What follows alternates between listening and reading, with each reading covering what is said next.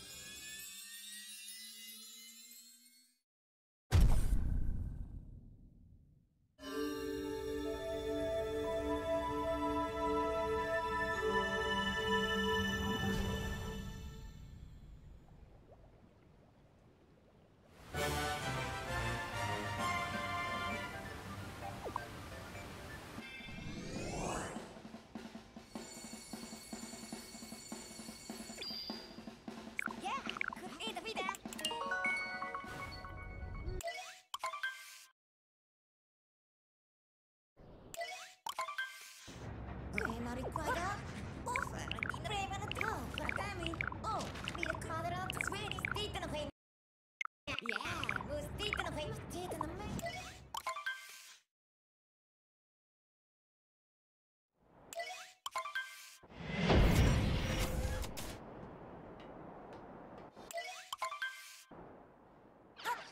Yeah. Oh, Bettina.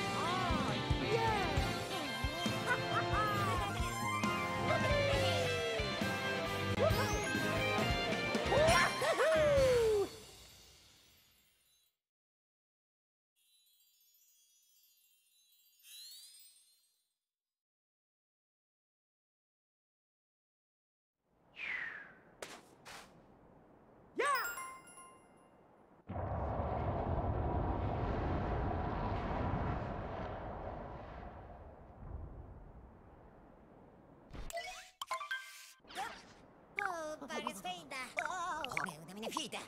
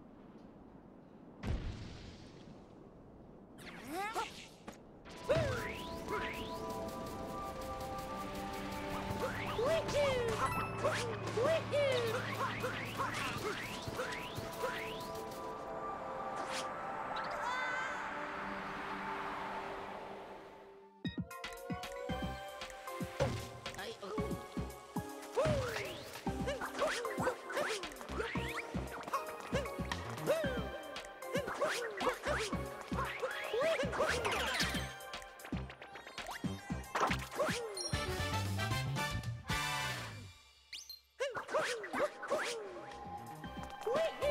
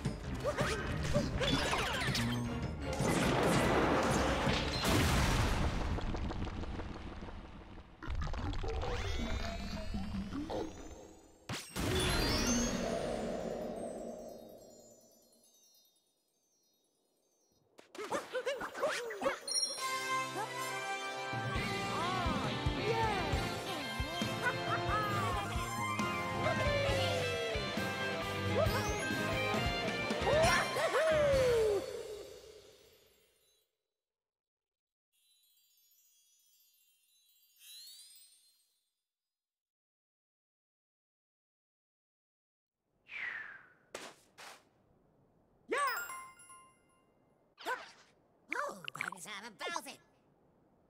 Mother, can I bring her?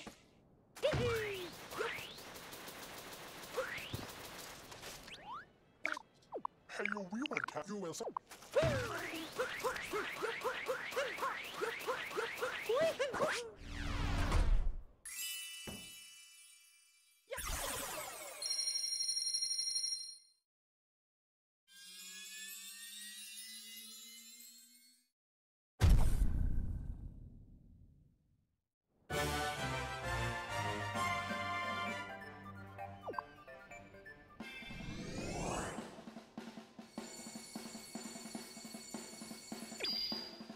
Accompany the bus, eh? Yeah, Bundina.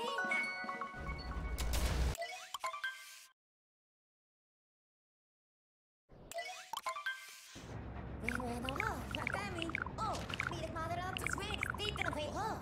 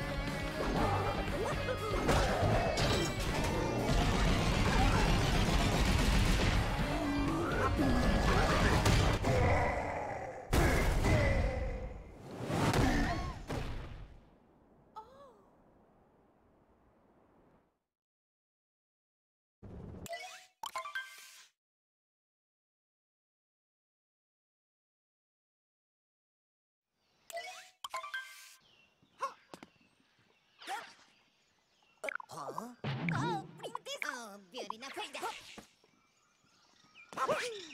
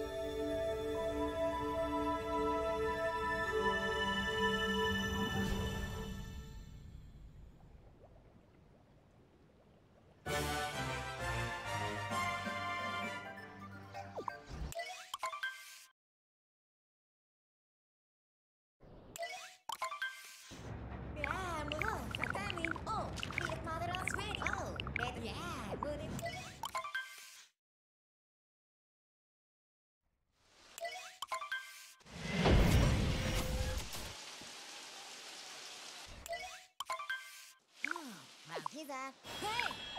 I'm bouncing!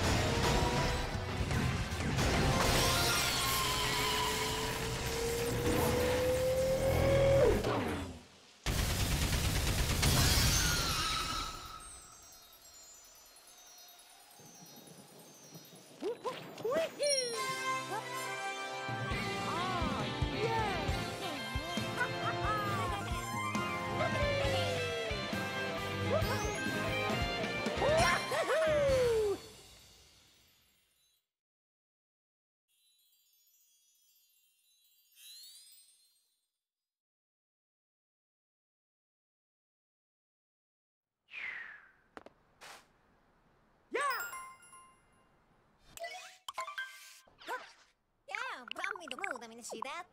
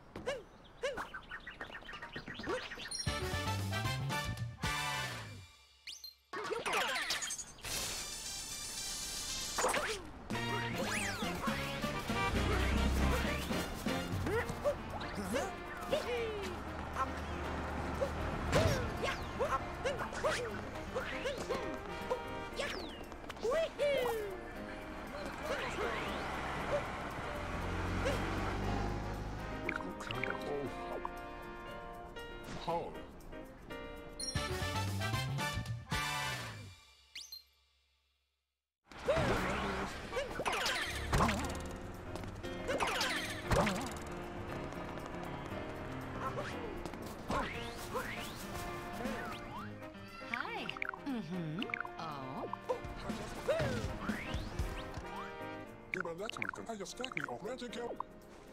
Yeah.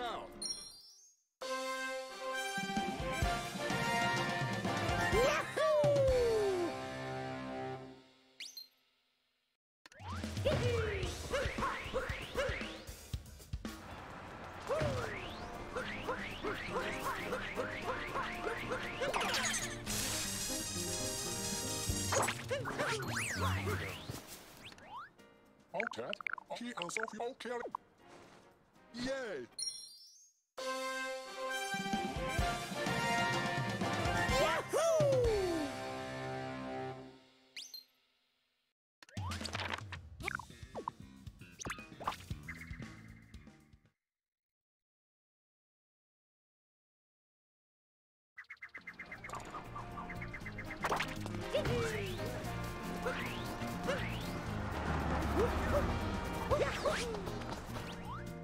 Are you from down to West? Yeah, you from down? Yay!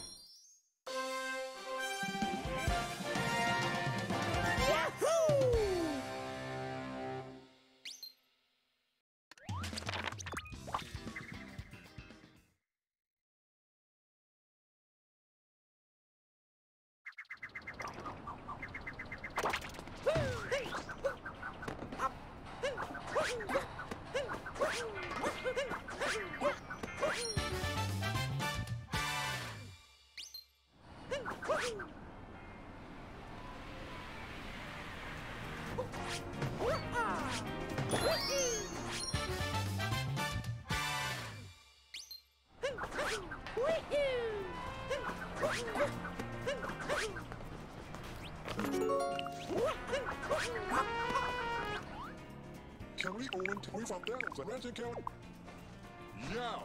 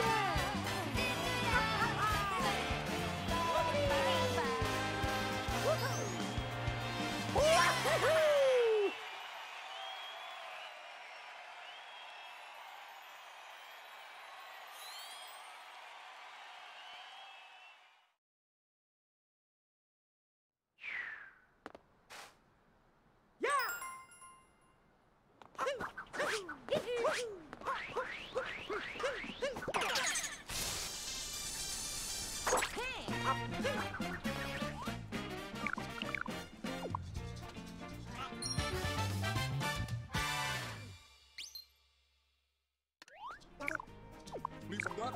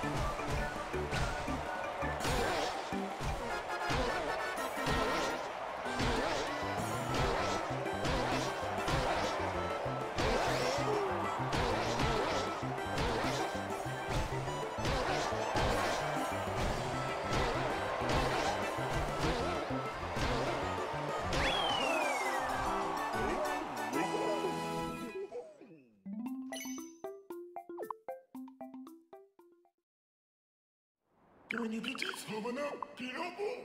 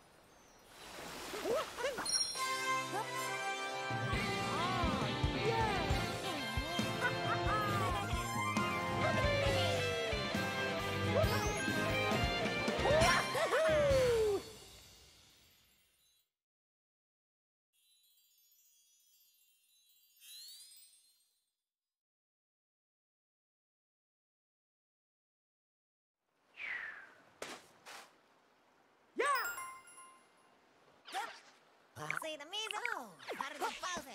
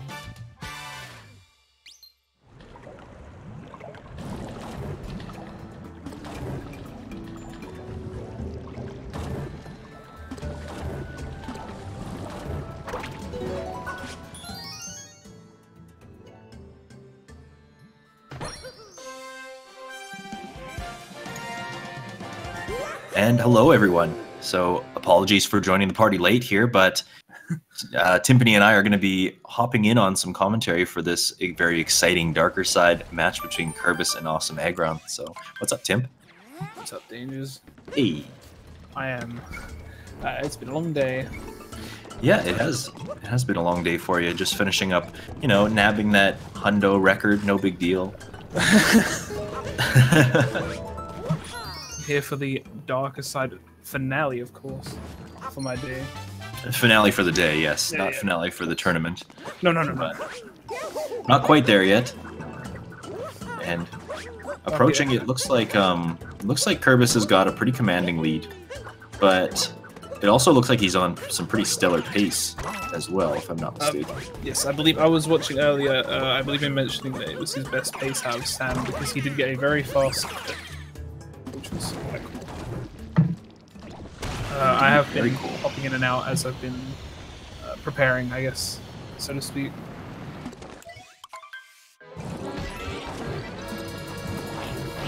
Yeah, I was busy before, the reason I wasn't able to hop in immediately, but here I am. We're all ever so grateful, especially me. Well, you don't want to do it alone? That and I would have hopped in straight away myself, but I just got out of a 10-hour commitment, so I needed to eat. Yeah, need to refresh. But Cockatiel, that's a thing. What a fun boss. Velo's Cockatiel. Kerbis actually making it look really easy, but Yeah, he just wanted to show me up. He wanted me to say how hard this boss was and just shrug it off. yeah, certainly not the most forgiving boss in the world. But you can manage to kind of line it up in a way that you hit the boss on that final phase within 4 hops. And that is the optimal way to do it, Kerbis, making it look easy. Aggron doing one of everyone's favorite sub-areas, one that used to be in any percent but isn't anymore. Isn't it fascinating that Luncheon is just full of these like sarcastically favorite parts of this game? I think it's because it's very demotivating to fall in lava in this game because you just can't. You don't die immediately, but there's nothing you can do about it. Yes, usually. So you're for the just most kind part. you're just kind of forced to watch until you're dead. Watch Mario suffer till the very end. But, Herb is heading into. Oh, he's actually going at a great time. He's heading into Ruin. Wow. And you know what? It's really good because you know what Ruin needs? Some very stellar, high-quality commentary. Well, there is something different about Ruined and Dark Side, though. It's true. At least. And I think it is in our best interest to highlight exactly that difference. So typically, a runner is going to approach Ruined Kingdom and fight the boss. That's boring, whatever. But Kerbis actually going to be taking an approach here, going underneath the stairwell. This is news to everybody, I'm sure. There's a moon hiding in a treasure chest here, and now he's going to be attempting a trick that we call Neo-Dram. So throwing his cap, getting a cap return jump, and then up to this platform. Very spicy movement indeed. Makes it look easy, but now it's just the boss fight, so I suppose we can sit back and relax. But there is one other part of Ruin that exists. The question is, will Kerb highlight? Yes, he will. I'm happy. I hope so. Darker Side, not entirely stretched for coins, so you probably could be fine without getting this hint art, but it certainly helps. Yeah, there's actually no real reason to not. This is actually probably the only hint art, I'm pretty sure, that literally loses you no time. Yes. Because there's nothing to do. This being the auto-scrollery portion of the run. Not a whole lot you could do in the meantime, so might as well activate Captain Toad and get his coins. One thing I noticed when I ran the longer categories that make use of these hint arts a lot, one thing people would ask is why Captain Toad. It was actually because his game came out on the Switch, but they just kind of decided to leave him there. It's true. I mean, Captain Toad does exist in this game anyways. He gives you a couple power moons in every kingdom, so he's not completely missing from the game before this move, but yeah, there was a remake of Captain Toad on the Nintendo Switch, so getting a little bit of an extra highlight there. Unsurprisingly, Ruined Dragon fight standard as always. I don't think anyone has died in this tournament to the dragon. It would be surprising. Yeah, I don't think so either. I think the days are gone where that's just a thing that can really happen. Yeah, not entirely unheard of. I think that everybody kind of earns their badge of honor. The one death on PB/world record pace that kills the entire run. It happens to everybody at one point, but you know, a lot of these runners have already experienced that one time, I suppose, and learned their lesson the hard way. Now, Aggron heading into Cockatiel himself. Bosses for days, this portion of the run. I kind of like it. Yeah, they never. The only boss rush they had in this game was the Brutals. Yeah, the Dark Side. Moon refights, I suppose. Had the rematches, but nothing quite in such a format, I guess is what I'm just trying to say. Yep.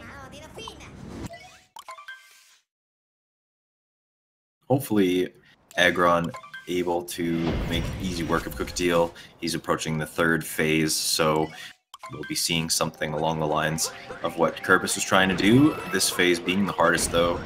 If you mess up the timing on one of these jumps, you tend to fall through the holes. Aggron making quick work. Not going to get the 4 hop, but 5 instead, so still rather optimal.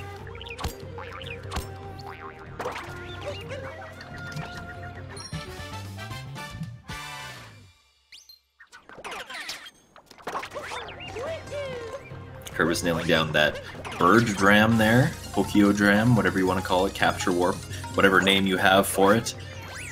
What is required to get that first moon behind the wall?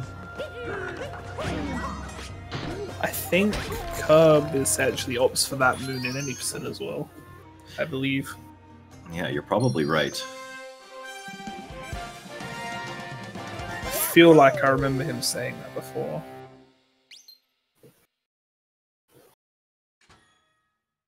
I actually used to as well. I recently changed back to boxes again. I'm not sure why.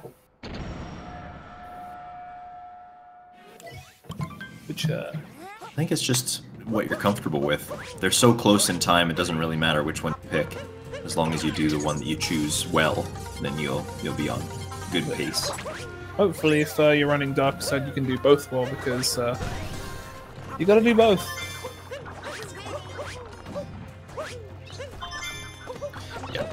Gotta get as many fast moons as you can. 500 is quite a lot, so if it's fast, you're gonna go for it. Also, Kerbis impressing us with his moon shard abilities here. Going for the Kerbis shards. Signature Kerbis shards haven't really been prominent since about 1837.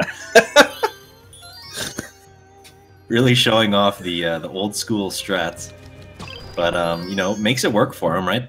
So. Whatever you're comfortable with, of course. I mean, it's not that slow anyway. No, it really isn't. It's just unique nowadays. Everybody, it's the movements become pretty standardized across the board. Aggron taking a death, unfortunately. I believe he was attempting to do Neodram. Yeah, make sure that everybody really catches on to that name. I know 2 people in particular that would really love when that particular phrase is used, so be sure to spread it around, hashtag Neodram.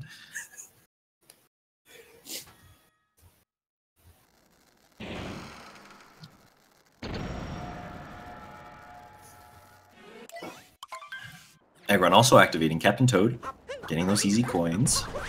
He's a little bit better off than Kerbis is on coins, but again, Darker Side not really stretched for coins, so you're going to be able to make up those extra 400 within the last portion of the game pretty easily.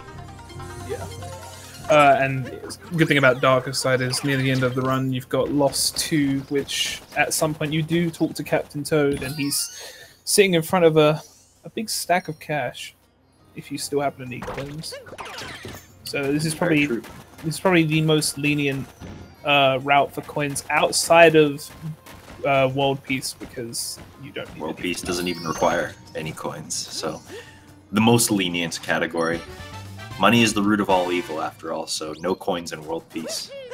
Absolutely.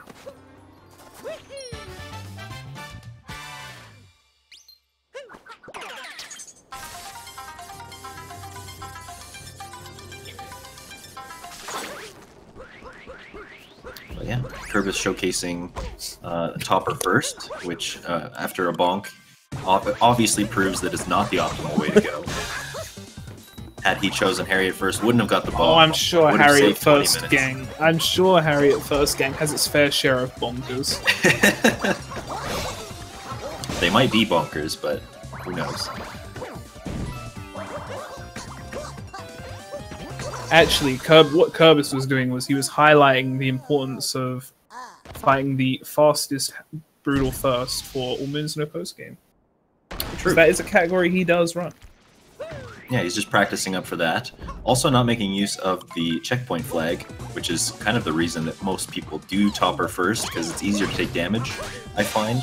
That's kind of like the one reasonable justification for choosing Topper first. Well, it's a confidence play. A confidence play. And if he takes another hit on Harriet, he can full heal before picking up the moon. That's true. there are potential here.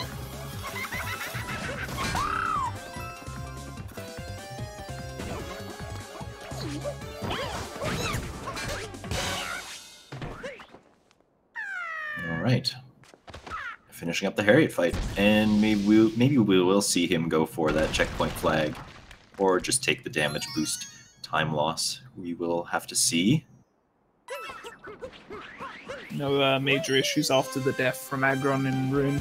Just a standard dragon heading into Bowser's himself now. Yeah, you can't really expect much to go wrong in Ruined, like we mentioned. So, into Bowser's Kingdom now. Going to be pulling off some tight movement from him as well.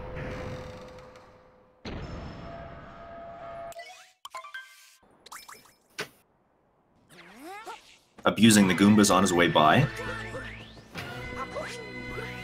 Now, stacking up those Goombas was originally in the darker side route. It's just barely short of the cut, though, now, compared to some of the other strategies that we have. Kerbis making me a little nervous here. Okay. Okay, he's in, yeah. Just a little bit scary.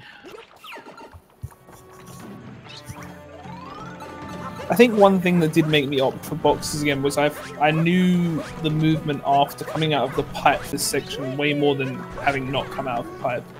Yeah, and I think that I'm almost a little bit sad to let that movement go because of just how tricky it is and how many runs I've lost to not knowing it in the past, and now that I do know it, I feel almost heartbroken to consider ever letting it go, and I would definitely lose time to the movement coming from around the corner than I would from losing, or from like coming out of the pipe like that. So I can understand that completely.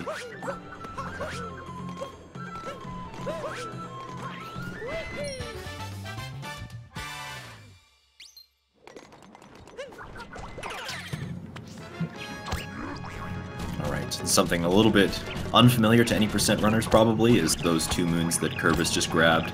They're kind of in the way as we go about climbing up the wall here, so grabbing Captain Toad, grabbing that moon hidden inside that rock with the ogre, and then also taking the Pokio on a little adventure.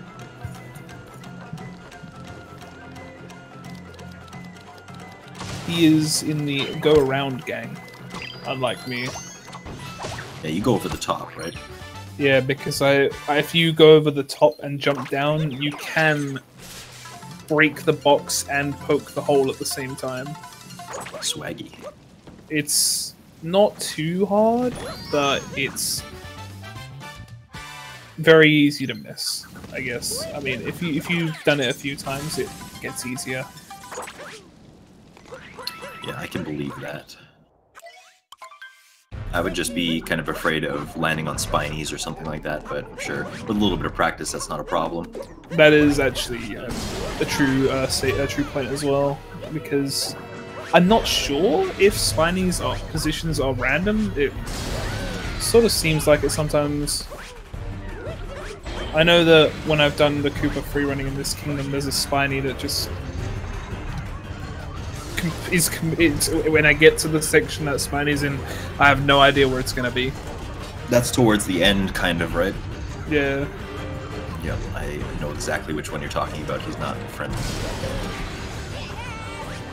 But I'm having a pretty solid Robo Brew, I believe.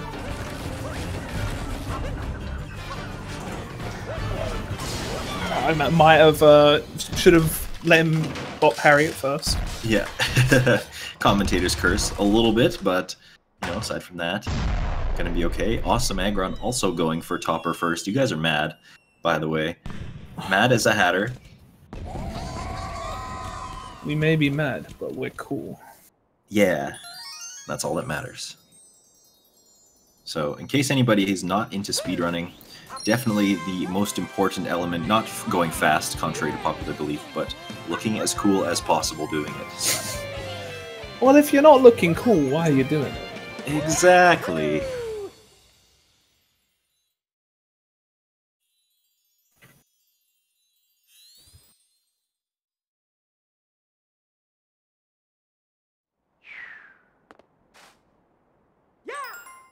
Odyssey's on actually a not too bad of a pace right now. It's pretty hot, I must admit. After this, he is looking to be doing the Moon Kingdom, which, if I remember correctly, is about 6.5 minutes, give or take, in Darker Side. It's a bit. So yeah, it's probably the longest moon actually. The moon first visit. I mean, yeah, it's probably the longest first moon visit in a category. Yeah, because in AUM you kind of save the moon stuff for later because you have to make a couple trips there anyways, and yeah, a lot of other categories don't bother doing anything else. Yeah, and in Darker Side, because we don't get extra moons or a lot of extra moons in post game there, because we don't break the moon rock. We get a lot of the moons that are just there immediately. Yeah, before we kind of leaving. make a path on our way to the cathedral to gather some moons along the way. So it does make sense that this would be the longest first visit moon in any category.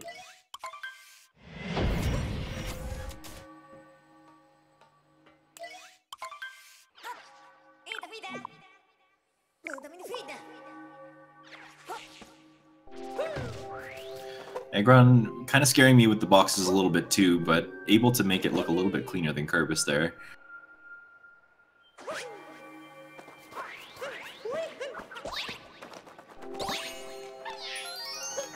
Kerbis flexing his catching ability, having no issue holding that rabbit down. He's got the rabbit on lockdown.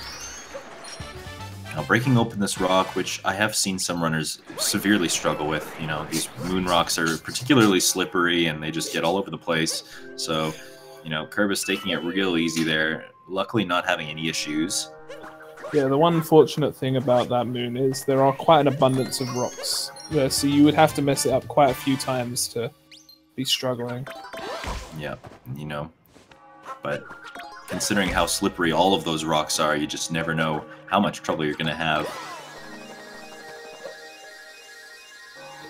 I had a little bit of trouble with the rocket flower grab there. I actually can relate somewhat to that. It's a bit of a weird setup, and if you don't get launching off in the proper direction, sometimes that can cause problems for you. I have definitely lost a Darker Side run to just running directly off the cliff because I wasn't facing the right direction. That's not fun. So Kerbis taking his time to set that up is probably a good idea. Aggron also part of the go around gang. You might be the only one I've ever seen go over the top, to be honest. Well, I guess that makes me the coolest speedrunner alive. We did mention the importance of swag strats. Much more important than speed. In fact, that probably is the faster method anyways, so...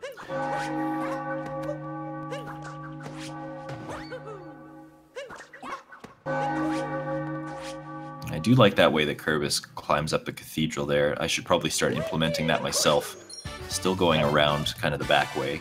I do something similar to that, except instead of the ground pound, I do a backflip. Ah, yes. And I always forget to do the hat bounce. I just end up wall jumping instead. I know to do that, I just, in the moment, I just forget. Yeah, the wall jump probably feels more natural.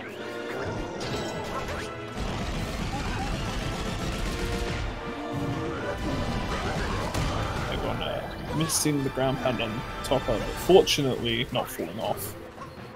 Yes, thankfully. Backing it up all right, staying on top. Is he going to Harriet? Harriet third? No, he is moving. I wasn't sure. Okay. I thought maybe. That is a very interesting way of doing spew at third. I would never trust the camera that much. I would not recommend that to anybody who is looking to speedrun this game. Honestly, all I do is I just like do a little crouch walk off of the side and then just ground pound when he starts like kind of lurching backwards. But that way apparently works as well. A little bit scary looking. But of course, weird camera angles don't really matter. As long as it works for you, it's really all that matters. As long as it's the same speed. Yep. Or, you know, unless it's swaggy. Yeah, exactly. Of course.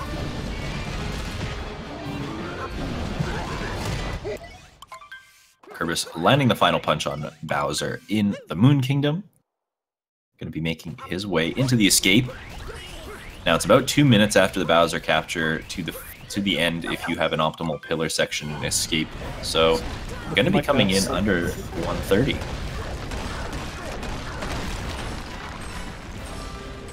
I don't know what Kerbis's best any percent leave is, but he's probably going to be happy with this. Yep, sub 130, not World Peace, sorry, any percent in our race is pretty good. Pretty solid. Yeah, not quite World Peace. There is one boss that we leave for the end of the game after the post game.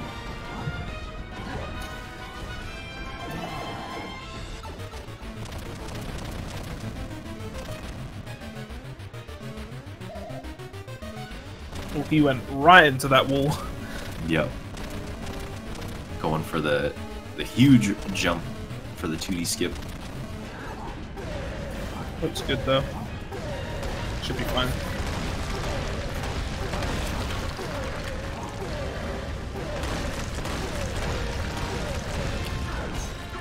Yep, decent escape from Kerbis here and into the pillar room. If he gets fast pillars here, low 129 in his future.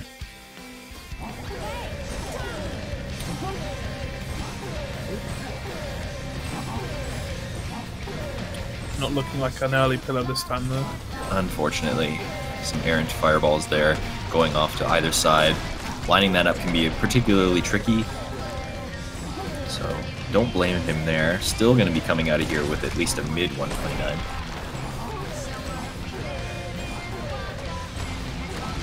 I've never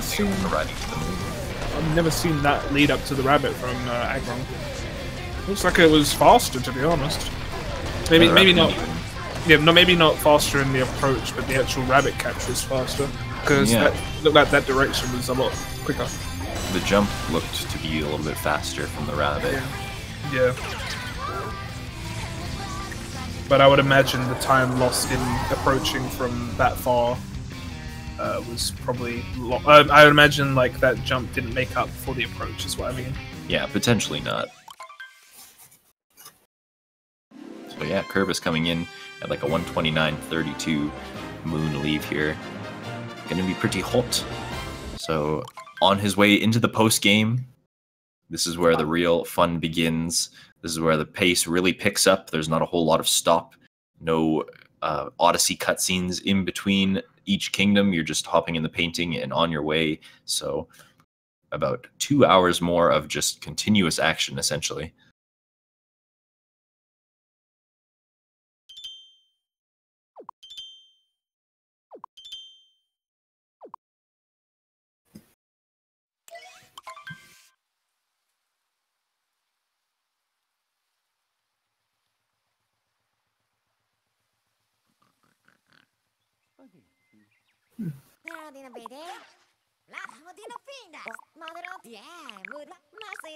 And into the post game, this is where some routing opportunities can possibly change here. So Kerbis initially going to plant the seed that is sitting next to him here. I think Kerbis is in the group of doing the stuff in Mushroom, getting it out of the way early. I believe so, because he was actually the one who told me I could do it earlier, when I was being prompted by certain individuals to do it later. And yes, I didn't. Certain individuals. You know who you are. But yeah, planting or growing a flower garden, which kind of signals that he will be doing all of this mushroom stuff first. I would not blame him for that, because there is. I don't know if he struggles with this jump. Probably not. I feel like it might just be me.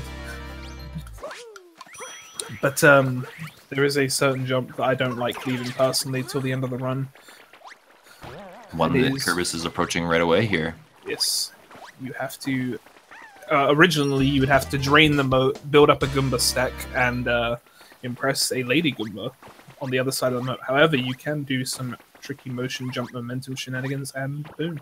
Yeah, Lady Goomba is particularly impressed by trick jumping, so she pops out a star-shaped moon for you if you are able to impress her.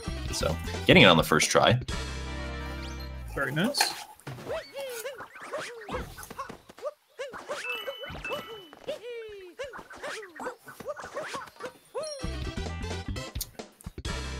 Having one more power moon on the roof, and then into Peach's castle. We do have to talk to this Toad outside because they're freaking out. Princess Peach is missing, so in order to activate Princess Peach being available throughout the world, you have to talk to that Toad, and then she'll just be kind of on a vacation, and they don't have to freak out anymore.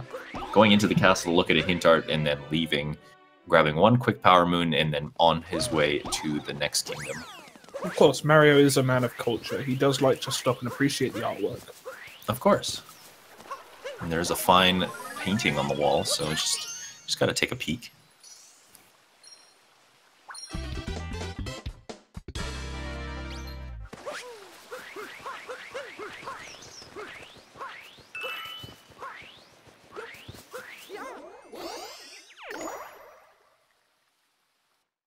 And the next kingdom in this painting route is the Snow Kingdom. Snow is probably my least favorite kingdom in the whole game. TBH. Having to thoroughly run every kingdom over and over again, I can safely say Snow is the objectively worst kingdom in the game. Yes. This is not an opinion. This is fact, and you will follow the facts as we are presenting them. I will say Snow is probably my least liked. Even casually, I didn't really enjoy it. I do love the Chivarians, though. Yeah, and I do enjoy the Bound Bowl as well, but aside from that, just like... Oh, that's what we differ. Yeah. I feel like this kingdom, for speedrunning in particular, just has so many little things that just make it so frustrating. Even like meme categories like Talkatoo make this kingdom just not fun to run at all. I will concede, however, Snow in Darker is not too bad. The only thing I would say is bad about Snow 2 and Darker is not something that is exclusive to Snow. It's a moon that Kerbis is approaching very soon, and that would be fishing. Yeah. And the fact that's that not... Snow has fishing is a testament to how bad it is, but... It's not necessarily that fishing is bad, it's just that it's one of the very, very few instances of RNG in a game that really doesn't have that much. So, of course, throwing that into the mix is always not as fun. Yeah, just a little bit of a grumble from me for that decision on Nintendo's part to incorporate some kind of nastier elements to a kingdom that doesn't really need nasty elements. Definitely not doing itself any favors.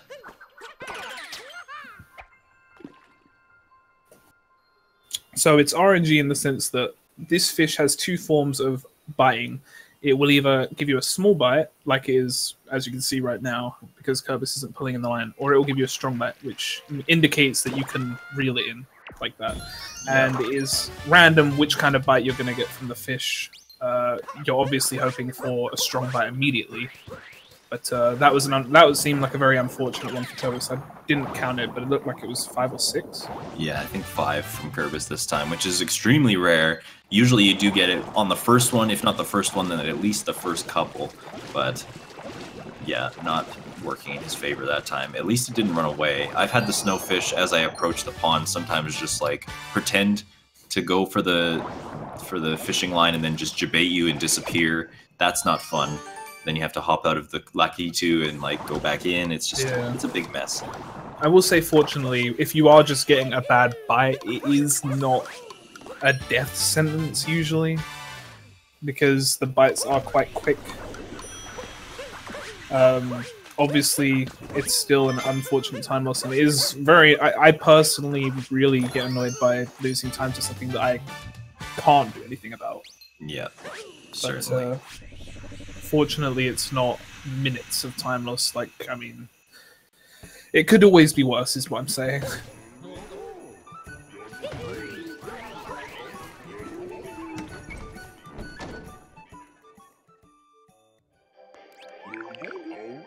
But Kerbis done with the outer portion of the Snow Kingdom, entering Shiveria now.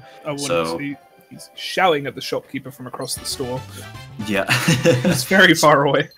Strangely, this particular shop, the the hit. I don't even know what to call it, like a hitbox, but Just the essentially, dialogue range or something. I don't know. yeah, the range of being able to talk to these particular shopkeepers is extremely far away.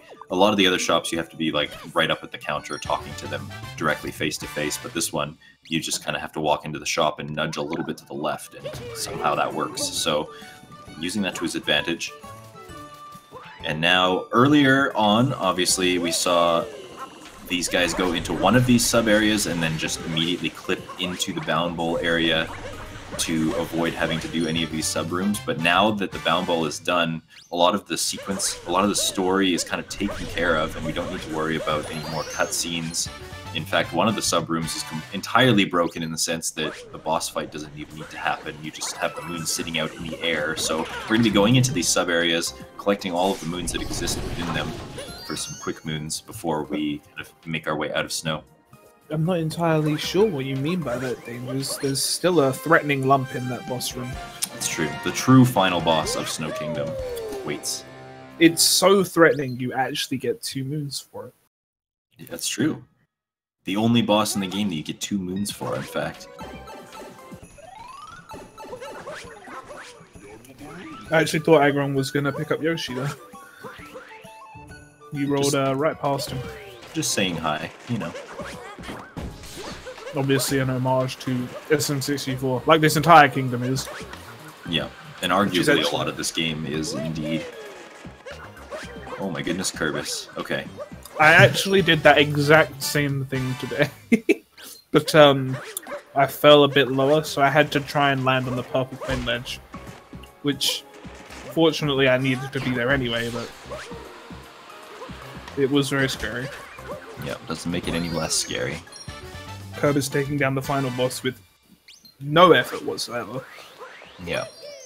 Just showing his technical prowess in this video game. Hardest boss in the game, done in 3 seconds.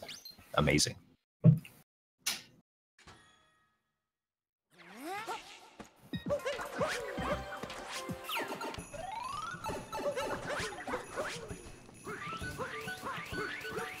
And now also entering this sub-area here. This sub-area also a little bit broken. The idea being that you save, or you go into this room collecting some moon shards that are kind of spread about the room, but because the game thinks you are already done with this, the moon shards aren't even here, so they just have the moon sitting at the end waiting for you, which is rather nice of the game to do. And it's weird because this game treats sequence breaks differently. You know, you can break the game in sand and in snow, but in sand you still have to go about collecting the moon shards for the story moon, whereas in this kingdom you don't. It's a very strange way that the game has developed itself around being broken.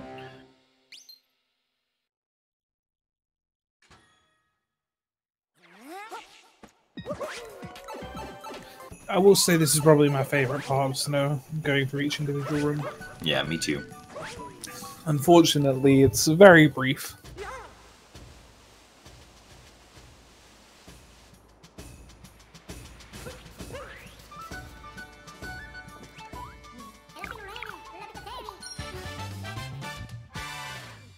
So Aggron arriving into Snow Kingdom here, and be following right behind Kerbis, doing some of the outside movement. Kerbis just about finished, in fact, just going to grab one moon hiding in the storeroom here, and then he's on his way to the next kingdom.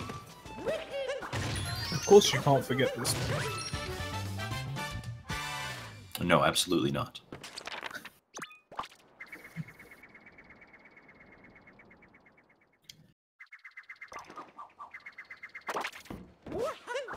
Unfortunately, Kerbis will not be going for my favorite strat in the entire game, Blowy Noey.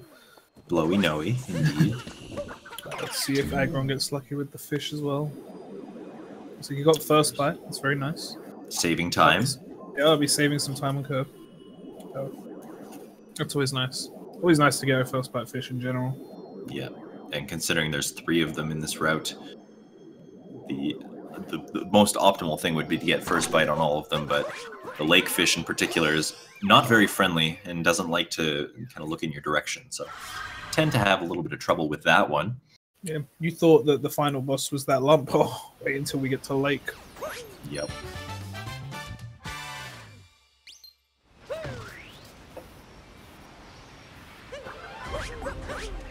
Alright, looks like Kerbis must have grabbed the above a high cliff first visit instead of the treasure chest, so going directly towards the dinosaur, notably breaking a block off to the side on purpose.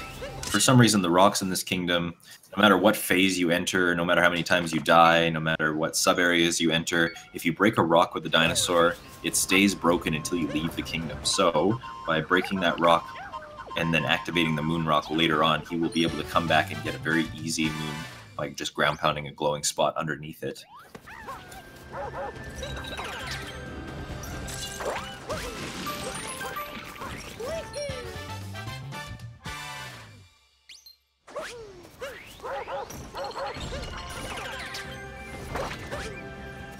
So it might seem like Kerbis just randomly captured that chomp for no reason, but it was actually a requirement as we get a moon from Toadette towards the end of the run for capturing a certain amount of enemies within the run. Right, and just doing the regular movement in this kingdom, or just not in this kingdom, but in this game in general, you go about capturing just one shy of what you need. So by capturing that big chain chomp, you can fulfill that, even though the chain chomp doesn't require any actual activity, just the capture.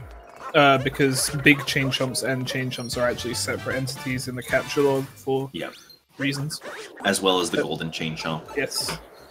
From the first boss in Cascade.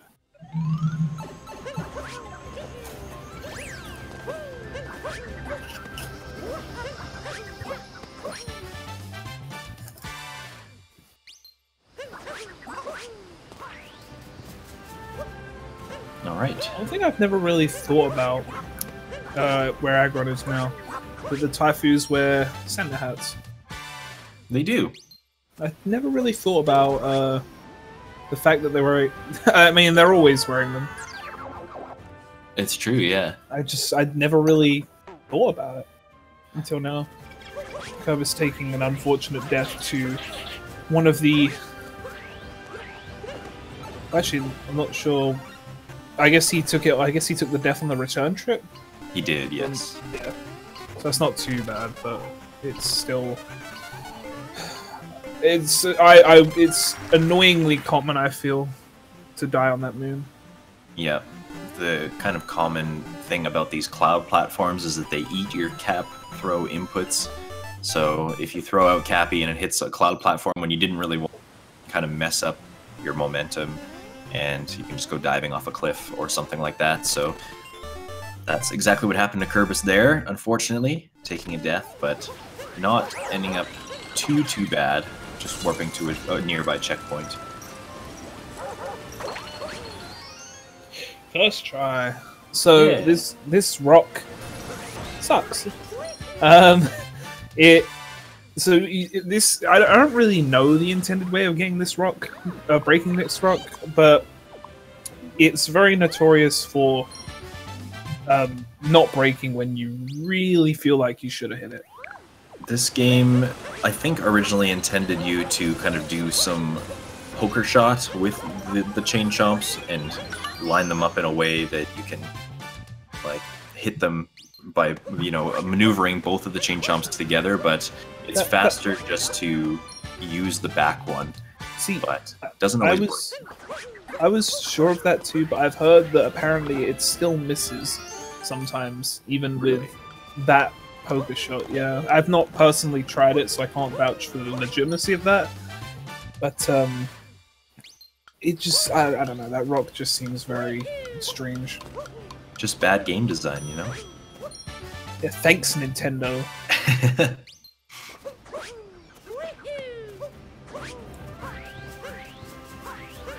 Aggron also taking down the very scary lump in the floor, making it look extremely easy, in fact. These runners are very well practiced in the art of lump extermination. It's a fine art. It really is. So there's the moon, the moon that Kerbis just claimed would be the one that was under the rock broken earlier. Yes. Saving time by not having to enter the dino, break open the rock, exit the dino, ground pound, enter the dino again.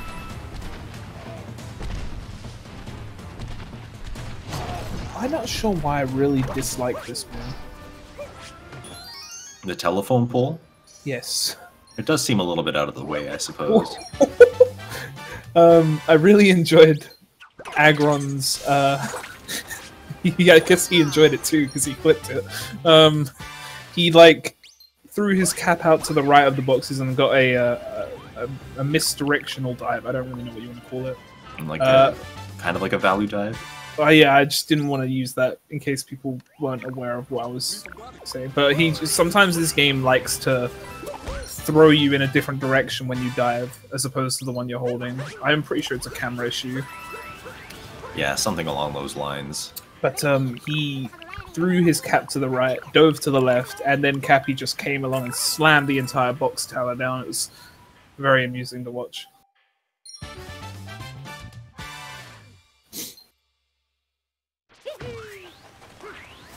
Looks like Aggron's just done with snow now. And just as Aggron approaches one kingdom, Kerbis, so just doing this one timer challenge, then he's grabbing a moon from a treasure chest, one more moon underneath the bridge, and then on his way to Bowser's kingdom. Which, honestly, I know we said snow is the worst, but I wouldn't say I hate Bowser's. It's probably one of the more boring ones, I feel. Yeah, I mean, considering the design of it, it's a very pretty place. It's just not as exciting as it could have potentially been. Also, for categories that require purple coins, it's kind of hellish, and I'm not a big fan. Oh, I love purple coins. But do you love Bowser's purple coins? I died trying to get some purple coins today. There you go. That means yes. Somewhere I've never died before. I was trying to get some purple coins on a flag, and I dove off a cliff. Oh yeah. See, that's probably not optimal, I would have to guess. Very sure. So, strange thing about Bowser's Kingdom, this hint art that Kerbis is looking at right now does not spawn until the moon rock is broken. Very strange scenario. Paintings in this game tend to have weird circumstances it's very inconsistent. I could actually explain this because I was the one who looked into this. So when you beat the game doesn't... Essentially, you're not in a post-game state when you're in Mushroom. If you talk to Toad and you exit through the painting, Peach will not be there still. So the way that you need to put the game into what I guess you can call a post-game state is you actually have to travel via the Odyssey. I see. So that is why that hint art does... Also, if you hit a moon rock in a kingdom, it does activate the post-game state for that kingdom. Right. So that is why the hint art is not there, because you haven't actually traveled via the Odyssey yet. But if you hit the moon rock... You're saying that without the moon rock, if we were to go from Mushroom Kingdom to Bowser's Kingdom via Odyssey, it would be there. Yes. Interesting. I remember Neo telling me this, and I had to... Oh, I was curious, so I wanted to look myself, because I had an AUM file that I just got to mushroom in. And sure enough, when I went through the pain to Seaside after talking to Toad, Peach just wasn't there. Then when I took the Odyssey to somewhere else and came back to Seaside, she was. Very strange how this game I'm not entirely sure why the game works like that, but it's just how it is. You know, some things are just not meant to be understood. It's Aggron about to approach the best rock in the game. Now, he does claim to have 100% consistency with this, so, you know, if he misses it even once, it's probably game over. I'm probably going to have to, you know, take all my bet money and run and never, you know, change my name, because I have a lot of money riding on this first hit. Oh, he got it. Okay, so... Oh, he got it. Claim stands. Safe for another day. What we don't see is all the disregarded recordings. Yeah.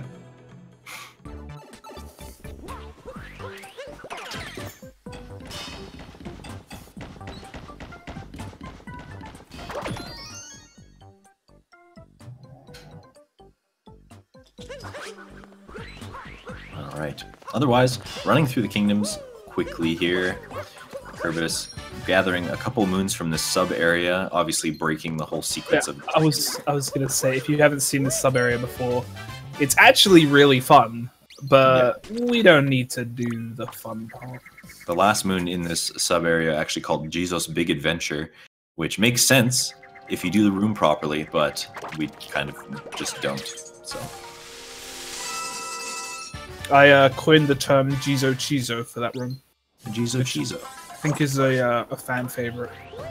Yes, it should be canon.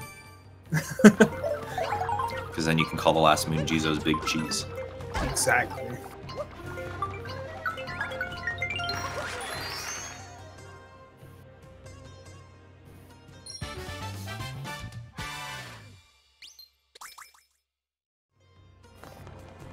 Now that Notes Moon, I'm not a particularly big fan of because the Spinies in this game just suck. There's nothing you can really do to them, and they just kind of get in the way. Doing a nice little long jump around the corner, though, kind of tricks the game into doing some weird things with this Pokio spawn. The hat kind of appears there. The game gets scared or something and doesn't understand what it's supposed to do. This usually I have heard an explanation from someone for most things. I don't think anyone's ever given me an explanation for that. So I honestly couldn't tell you. If I had to, I honestly I can't guess. The only thing I could guess is you spawn or you warp the checkpoint spawn point where you warp to is close enough to spawn it, but it doesn't spawn because you can't see it. I don't know. I'm just guessing. Yeah, some strange combination, and might also have something to do with like the game not really understanding why you're coming from that direction. The game's probably more mentally prepared for you to be approaching from the top or from the other side or something like that.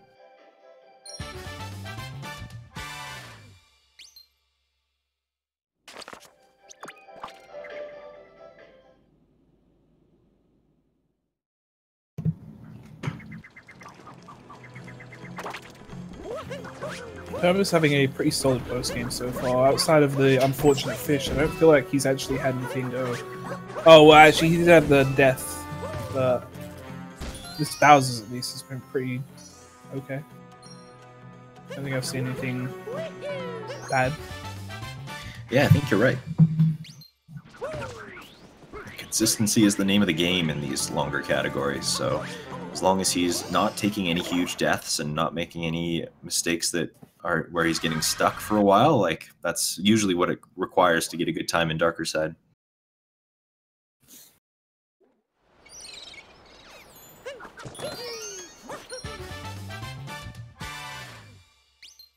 See, now this is interesting to me because you need 40 checkpoints in this category for another Toadette Achievement Moon. That checkpoint Kerbis just skipped, I would have thought that'd be one you would pick up because you can get it while you're waiting for the moon to be grabbable from the chest.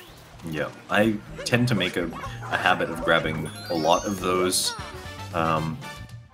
warp painting ones, but I notice that Kerbis actively avoids them. They are kind of easy checkpoints, and I don't really like to be under on that kind of thing, so... I skip a certain few.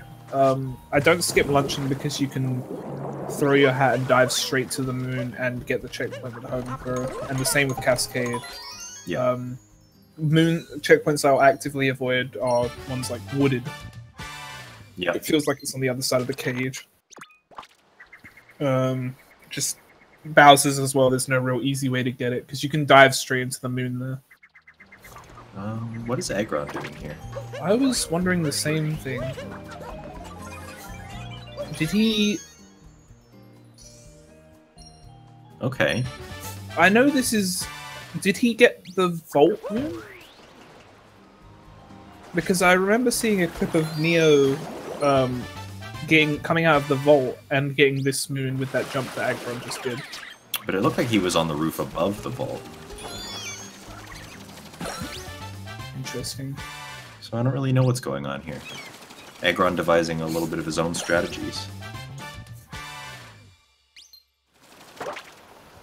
He has another moon, I suppose, now.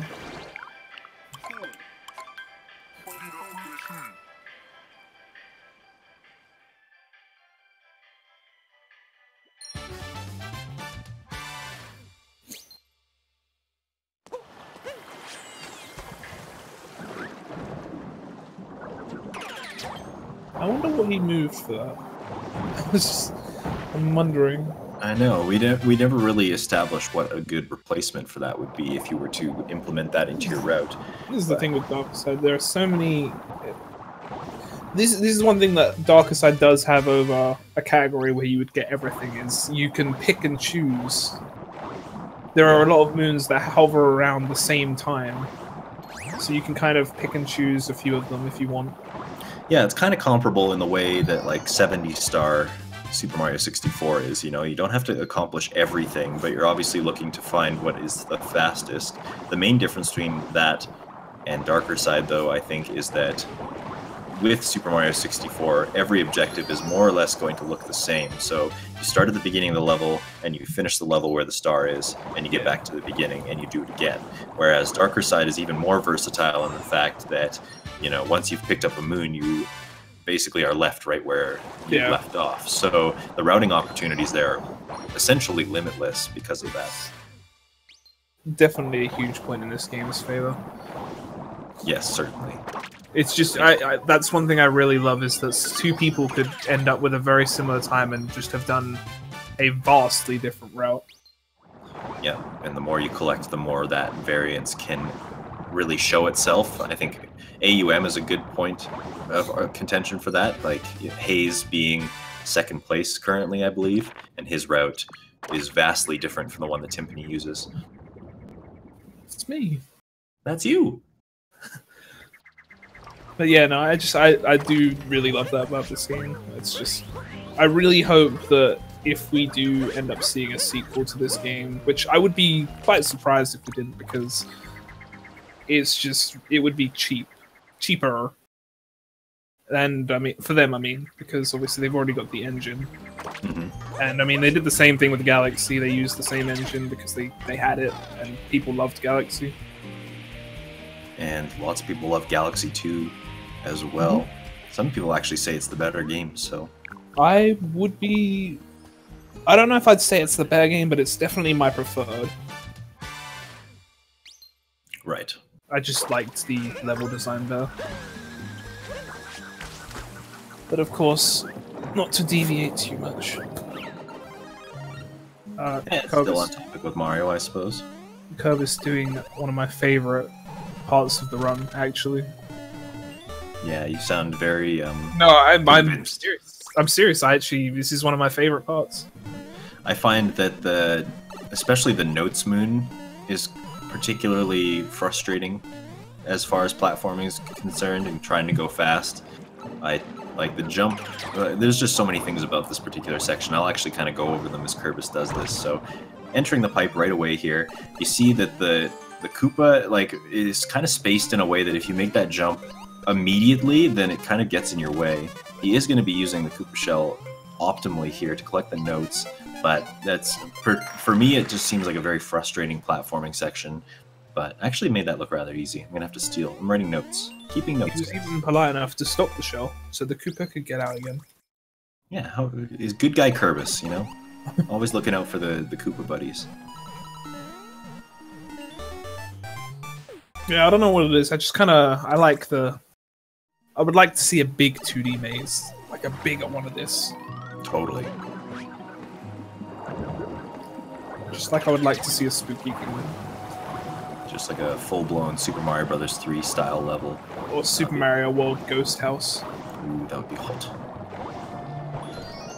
Just, you can do a lot with a Spooky theme. That's all I'm saying. Yeah, even if it was like Ruined Kingdom, you know? I feel like Ruined Kingdom might kind of have that thematic resemblance. Yeah. But they just didn't do much with it. They just had the boss arena. I think Cloud was another one like that. You got Beanstalk rooms in the game. They could have done a lot with that. Kind of thing. But that's fine. Can you imagine if a kingdom had a Warp to Cloud Kingdom based on a Beanstalk placed somewhere? Yes. That would be good. We've got paintings, why not have Beanstalks? Exactly. I like the way you think. I would hire you. Nintendo, pay attention, please. Danger's taking notes on Kerbis' run. Nintendo's taking notes on Danger's ideas. And by extension, Nintendo's taking notes on this run right now as we speak. No pressure. Yeah.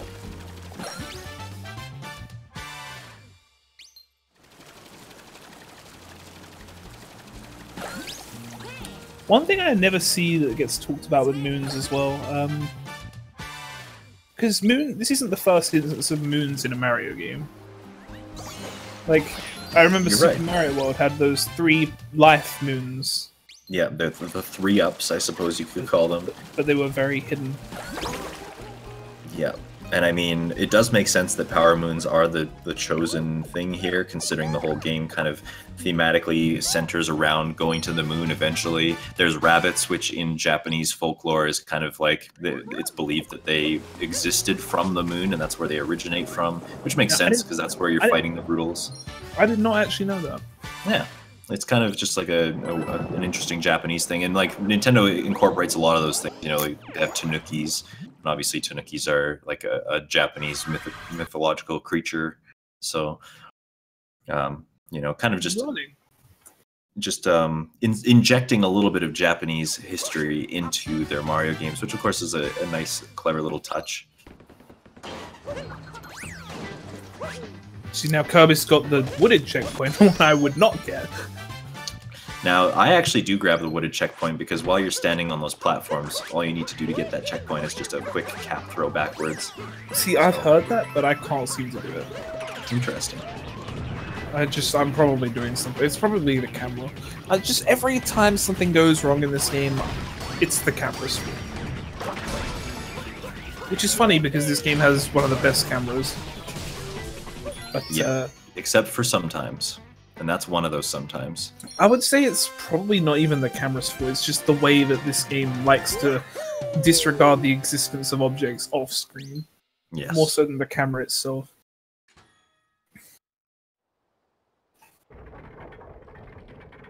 And when the camera's fixed, it tends to, like, I feel like the camera plays a little bit into the favor of the player as well. When, you know, if it's facing a certain way, it's more likely that Cappy is going to go in a certain direction. I think that's, again, where value dives come from. So when the camera is being forced in a specific direction, it can kind of feel like you're fighting against it to make movements happen. Right.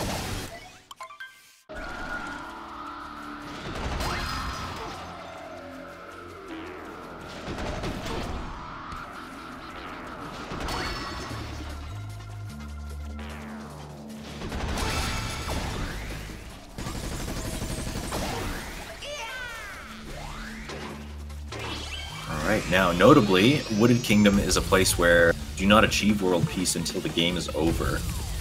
So, Kerbis entering Wooded Kingdom and immediately finishing off this boss fight. The reason we do that is that the painting is so close to the boss fight, it makes sense to just finish this kingdom when we get back to it. So it's a very popular bingo strategy as well. You're saying this is the real final boss? Indeed.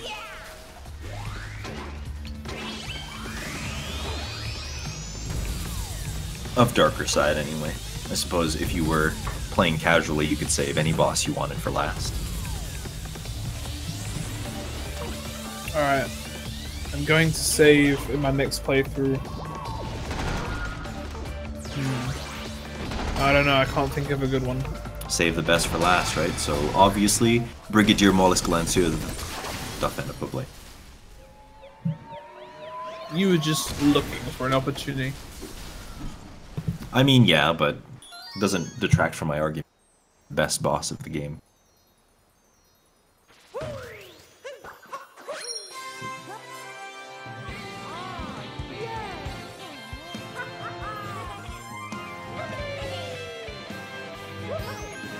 Something to mention about that blue moon that Aggron just picked up is actually a hint art moon. Yes, and most of the moons, actually all of the moons in this kingdom, not most, are not that color. But any moon that you find via hint art actually counts for the kingdom that the hint art is in, rather than the kingdom that you find it in. That's why it is a different color. In fact, in Cap Kingdom, where the Mushroom Kingdom hint art resides, the star actually pops out and still plays the classic Super Mario 64 You've Got a Star theme as well. So, interesting kind of a tidbit of info there. And to clarify on what we mean by hint art, those would be the pictures that the runners are stopping to look at every once in a while. Because unfortunately, even if we know where they are, you have to have looked at the picture for them to actually spawn. Yeah, the game doesn't really register the moon until you've physically looked at its location via a hint art. So.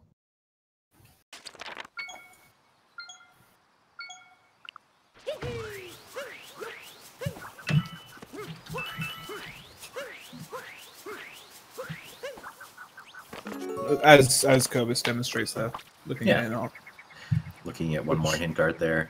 That one pointing to a location in Sand Kingdom. Now, it used to be that we would run the route, and Sand Kingdom, we visit twice, but if we were to visit Wooded first in the very initial visit, then Sand Kingdom would only pop up before our next Wooded visit. So by rerouting a little bit, we're actually able to save that hint art for now, visit Wooded second, and then visit Sand afterwards.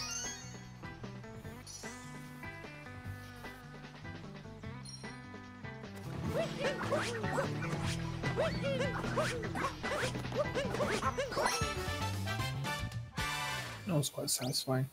Little plot on the flagpole. Well, not a flagpole, but just the pole.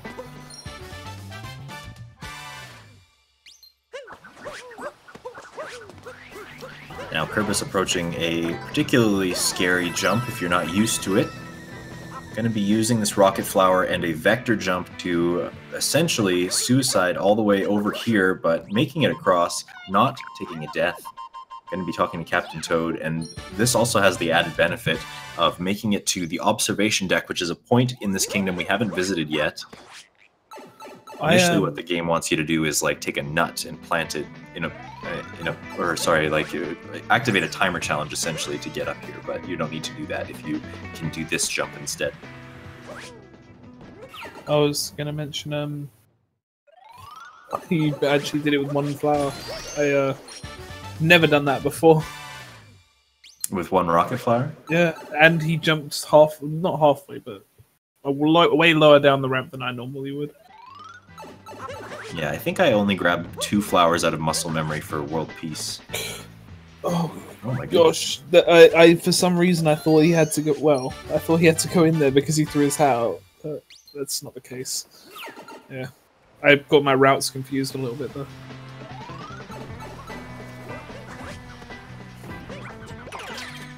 Everyone finishing up in Seaside.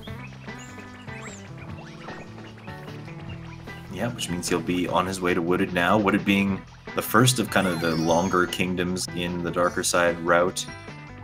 You've got Wooded followed by Sand and then by Metro. So a couple of lengthy kingdoms, lots of moons kind of hiding amongst them. So we will be seeing each of these runners in the same kingdom at the same time, but Kerbis still holding on to quite a commanding lead.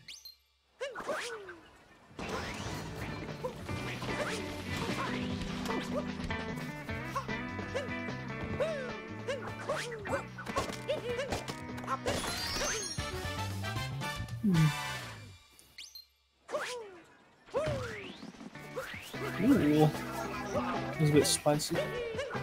What Kerbis just did there? Yeah. Yeah, that's the movement I've kind of adapted as well. Getting that nut moon and then like taking a dive into a spin pound so you can roll right out of there. Ooh, that pipe he just really likes to make me bonk. Yeah, I'm not a big fan of like underwater pipe movement at all.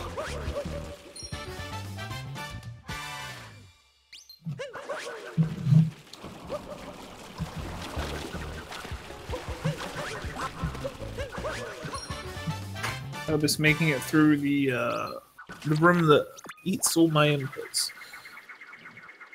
I mean, can you blame the room? Inputs are delicious. I can't. I really can't. But this one seems particularly greedy. But he had no issue going through, which is always nice. I think I always have a sigh of relief when I get through that room without a problem. Yeah. Even to this day, even though it's been in the any % route forever, essentially, I still feel very satisfied pulling off the strategy to get through that room fast.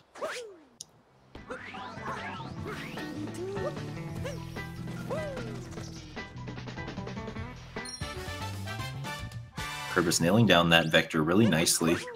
Not even needing a cap throw to kind of secure his position at all.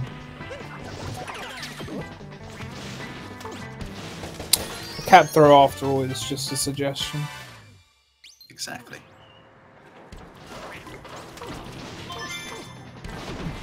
So Kerbis actually is on bird cycle right now, which means that there is a little bird that flies throughout this kingdom, and he needs to be where it's going to show up in a little while, otherwise he's going to miss it, and he's going to need to back it up with another moon, or meet up with the bird at a later date, essentially. Yes. And the bird cycle is not particularly tight if you're quick, and if you know what you're doing.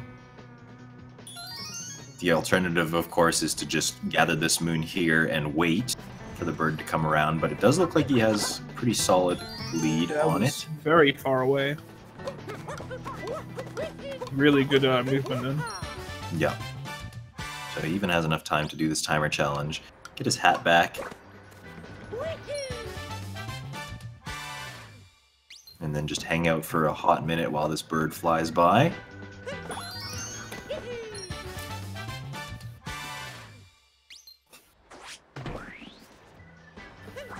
Ground pound boost off the rail, a little bit riskier strategy there, but really paying off, I think. Fire Bro bullying him a bit. I always have trouble with this room because I feel that sometimes the the Fire Bro really likes to wait before he jumps. Yes, I would have to agree with that. I'm not really entirely sure how they work in this game either, because it feels like sometimes I just kind of belly bump him and he'll die, and then other times I'll belly bump him and he hits me. Yeah, some strange physics with those guys. I don't really understand either. It almost feels like Mario Bros, like original Super Mario Brothers physics, where for some reason the game registers you as the victor, as you getting the kill if you're moving in a downwards direction. Which is kind of a weird mechanic of that game. I think I remember hearing you mention this before, actually. And I feel like that physic might carry through with this Might have to try particular Fire Bro as well. Mess with it, see what happens. I can understand the logic, I guess, if it... Sorry. If the game considers you dropping on an enemy, even if you're not necessarily above them. Yeah, exactly. In Super Mario Brothers, it's super wacky because you can be like literally one pixel, like your very top pixel essentially touching the enemy, but as long as you're moving in a downward direction, it still counts as a kill. So, very useful in speedruns. You see that a lot in especially like the Hammer Brothers levels.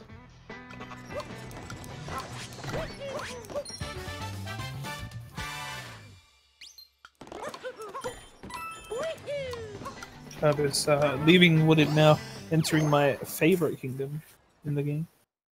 Again, I sound sarcastic, but being entirely sincere. Mm-hmm. I agree. Sand Kingdom, especially in darker side, my favorites. Actually, in World Peace too. Now that I think about it, a lot of the categories make Sand really fun. There's just bullet bills are fun to mess around with. There's a lot of kind of diversity in the types of things that you can do in Sand Kingdom and what moons are available.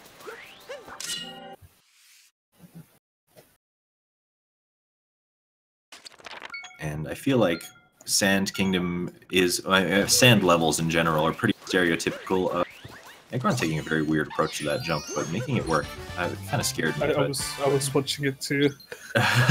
Both of them using one rocket flower. Yeah. And Aggron kind of like set himself up to vector the opposite direction, which was a little bit scary, but I mean, whatever works for you. But yeah, sand levels are a pretty common appearance in Mario games. I feel like they're always like the second world of every Mario game that's ever existed, with this exception being the third. But so typically you kind of get bored of them, but I think they did a really good job with this one. I can see it's kind of the... I can see it's kind of the second kingdom. Since Yeah. I would consider Cat more the tutorial than anything. Definitely can agree on that. Interesting. And then it's Lake, if you go in that order. Yeah, which is also typically the third world. And like thinking, respectively, Super Mario Brothers 3 kind of follows that same linearity. Yeah. Though we didn't get a giant world though. Unfortunately not.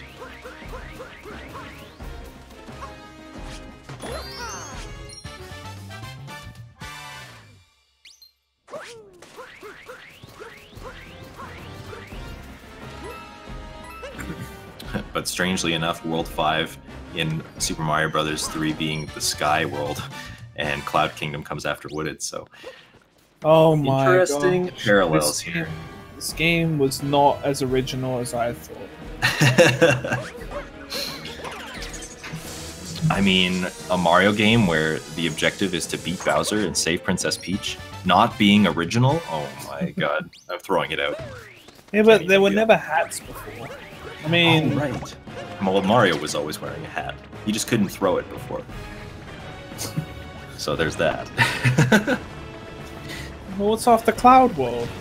Ice? Is it ice? Yeah, so I guess they go a little bit out of order there, We but skipped C. yeah. The Metro Kingdom is a pretty new idea, to be fair.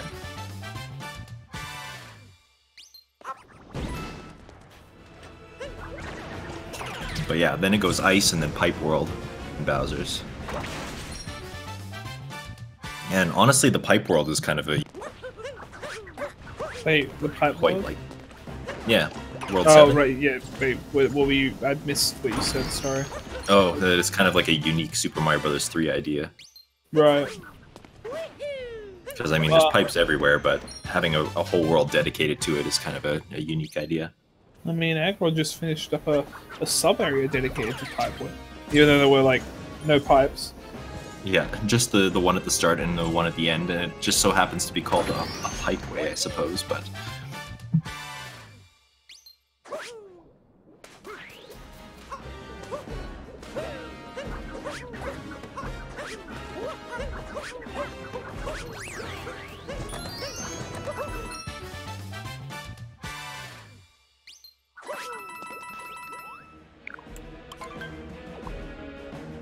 Kerbis making quick work of Sand Kingdom here. Gathering the Jaxie. My least... Doing, Go on. gonna be doing some fun stuff with him, I was gonna say. Yeah. Just traveling the desert. I was gonna say one of my least favorite parts of... Oh! Ooh. I think he might have temporarily forgot he didn't have Cappy there. I think that's what happened. I'm very confused. I think he was gonna stop the bird with a cap throw that he was not gonna be able to get, and thankfully didn't jump in the poison as a result, but... Oh my goodness, Kerbis, what are you doing? Oh no! Oh, jeez. He did get the checkpoint though. He is going to spawn on Jaxie runes. So he's not too horribly far off. Thankfully. And the bird is going to be chilling right here for him to grab, but yeah, that was a little bit scary. That was terrifying.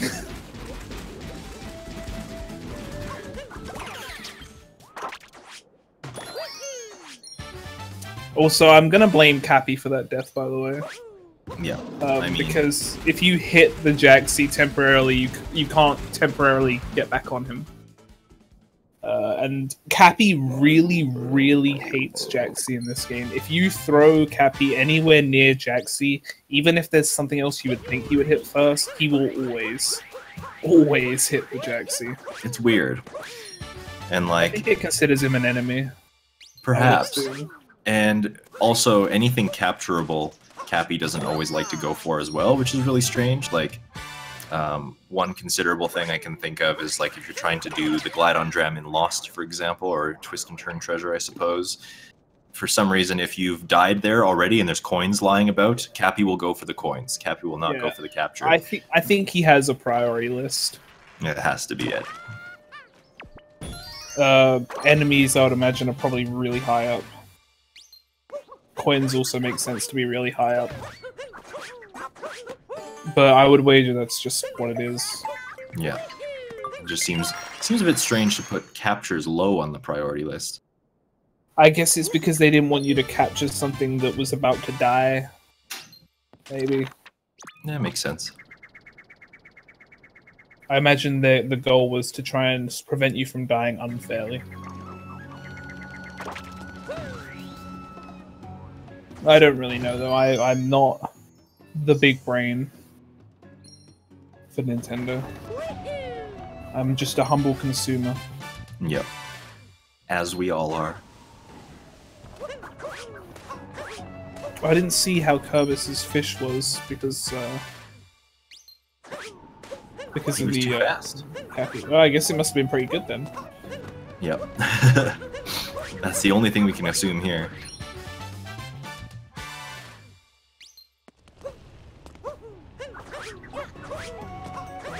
I didn't really see any notable mistakes from Aggron in this wooded.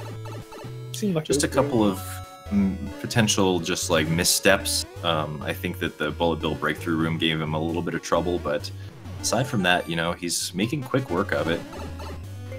Right. Yeah, I don't think I saw any death or anything. No, is nothing quite that extreme, which is good. Always good for wooded. I feel like wooded is probably one of the easier kingdoms to die in. Yeah, especially lose time in, if not anything else. I know that sand is definitely one of the harder kingdoms to die in, just because it's so open. So open, really... and not very many enemies kind of strewn about that aren't easy to avoid. The only trouble spots being anywhere where there's instant poison, as we obviously saw with Kerbis. Yeah. Fortunately. That single segment is probably the most dangerous part of sand. Just the whole Jaxi timer bird thing. Yeah, anywhere else there's instant poison, it's pretty easy just dying. Oh, that's true. We actually have the other poison room here coming up soon. Yes. I honestly forgot how much poison was in sand. Yeah, it's kind of everywhere, surprisingly. There's the area you fly over to with Glidon, and there's the sub-area with the Moais. So yeah, I guess that might be. I guess I would take that back, actually. But you want a hard kingdom to die? No. I lost. Never died lost. Not even once. No. If you do, you're a scub, so...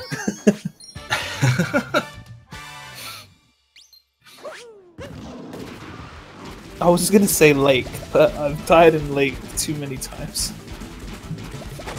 I suppose there's that one sub-area in Lake that's not so friendly. You know the one. Everybody knows the one.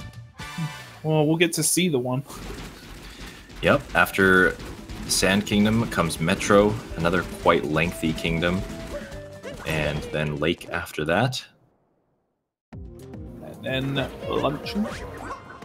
Yeah, and judging by these guys' knowledge of the game, likely going to be going for some Luncheon 3 ideas.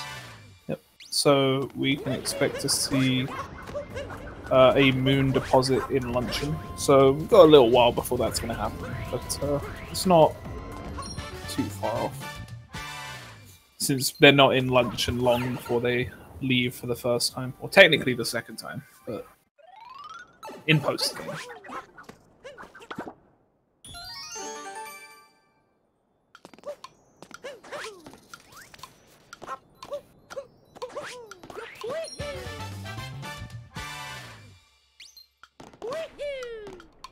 Just got this thought in the back of my mind that I'm going to have to call someone a scub by the end of this run. Get that? It's just such a fun word, isn't it? Yeah.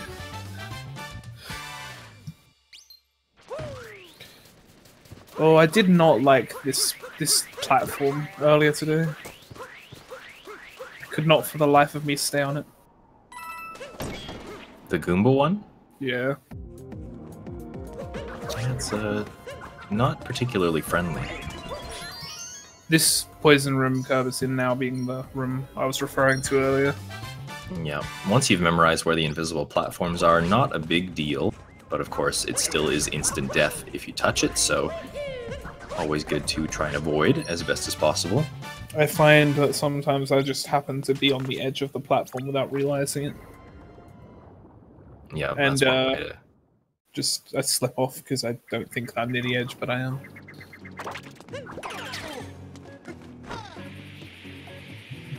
Now Kerbis grabbing Glydon, taking him on a little adventure through the sky and into this final area of sand that we haven't really touched yet.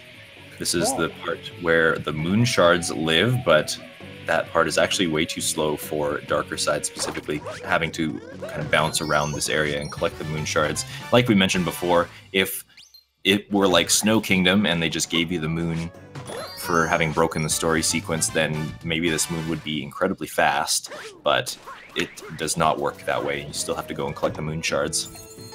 It's very strange. I feel... I wonder why Snow operates the way it does, comparatively, because if you... Well, I mean, you have to beat Harriet before Peace, but I just feel that it's very strange, like you say, the sharding consistency. Yeah.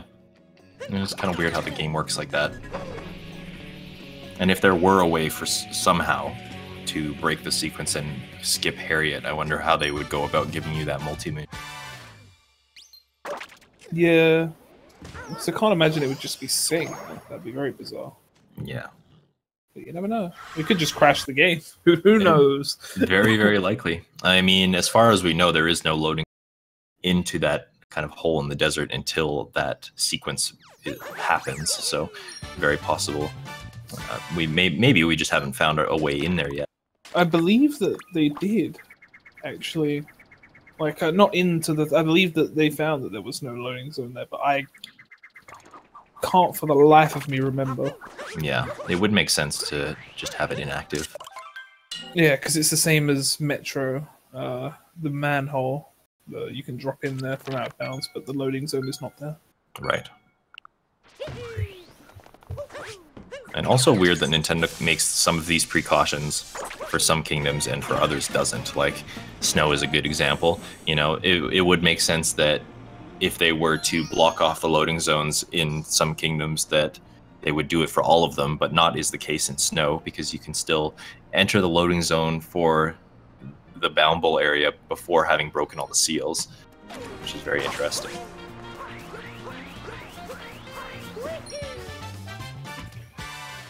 Games are strange. Yep, they certainly are.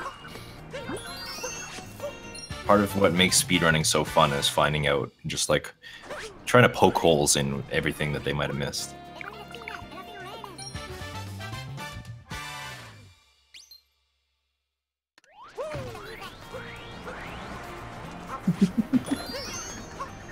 Ooh. Nice little capture orb strategy from Kerbis here.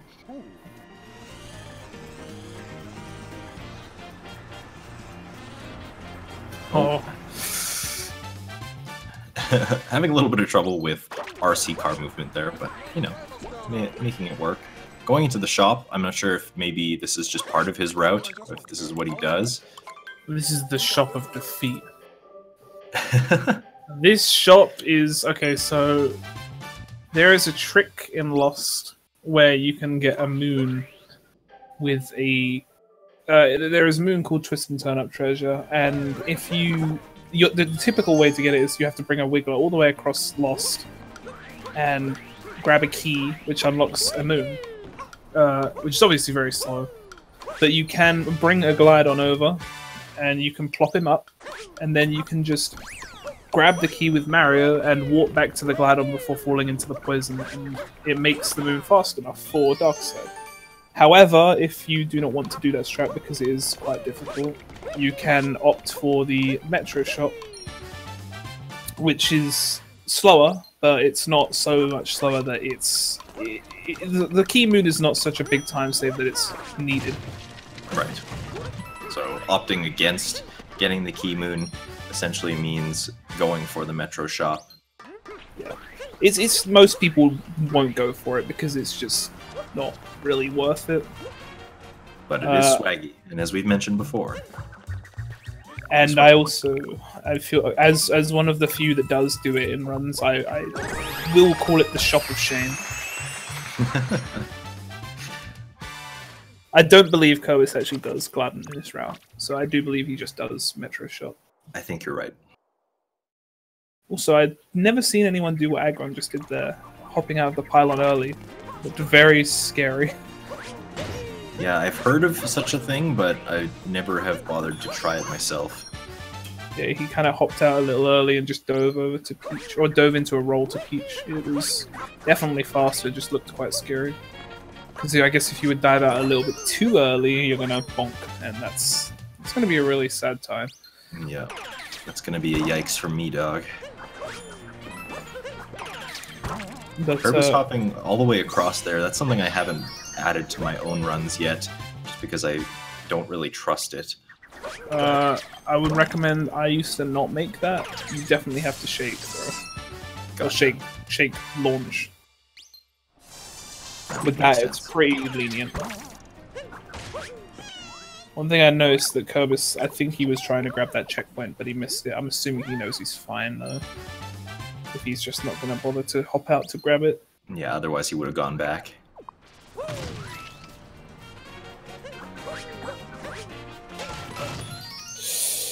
Oh, I do not like that cactus moon. Yeah, it can certainly cause problems.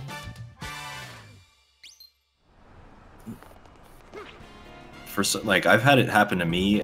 It's happened because those cactuses are in a row. For some reason, you can run by and actually miss the one in the middle, but hit all the others. I've had that happen to me. Kerbis has said he's had that happen to him as well. That happened to me. It's such a weird occurrence. So, Kerbis getting the most forgettable moon in this entire game. I missed it in my run today. What's that, hat and seek? Yes, I remembered immediately, though, after leaving the room, so I got it before leaving Metro, but I've seen it so many times from so many different people because this room is in any percent and it's because it's fast. And you never think, oh, there's a third moon in here. Yeah, it's pretty rare that Nintendo adds a third moon into a sub-area, with the exception being Snow Kingdom, but yeah, in this particular instance they do. It's a very devious one.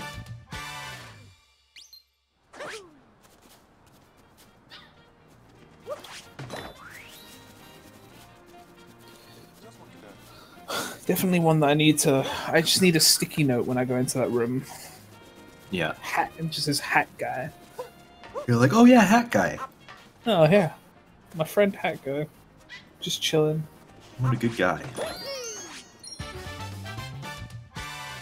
Now, Kerbis in the commemorative park in Metro. The reason that he left that rubble moon early on in the game is because there is a little bit of downtime waiting for this dog to dig up this moon on the commemorative park island. So by leaving that rubble moon till later, you're able to kind of fill the time, make it a little bit more optimal.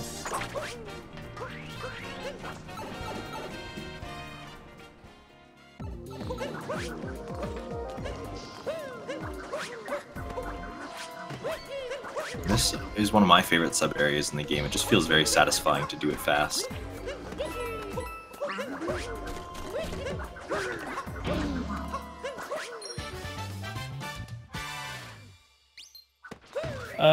I really like this sub-area, actually. This is another one I almost died in earlier. I side-flipped and spawned the question mark blocks as I was in the air. If I had not done that, I would have died. Oh, yeah. It was very scary. Because I don't think I ever... That room is one of the rooms I don't typically die in. I've definitely messed out, though, with the spikes. But dying in that room doesn't typically happen. Even though there's poison in there. Yep, instant death poison. I have taken a tumble a couple times, just because I thought my roll boost was going to make it all the way to that, like, secret platform, and it didn't, so... Not fun. For some reason, this timer challenge really... I find this one very odd. Yeah, it's a bit bizarre. It's a kind of unique, I would say.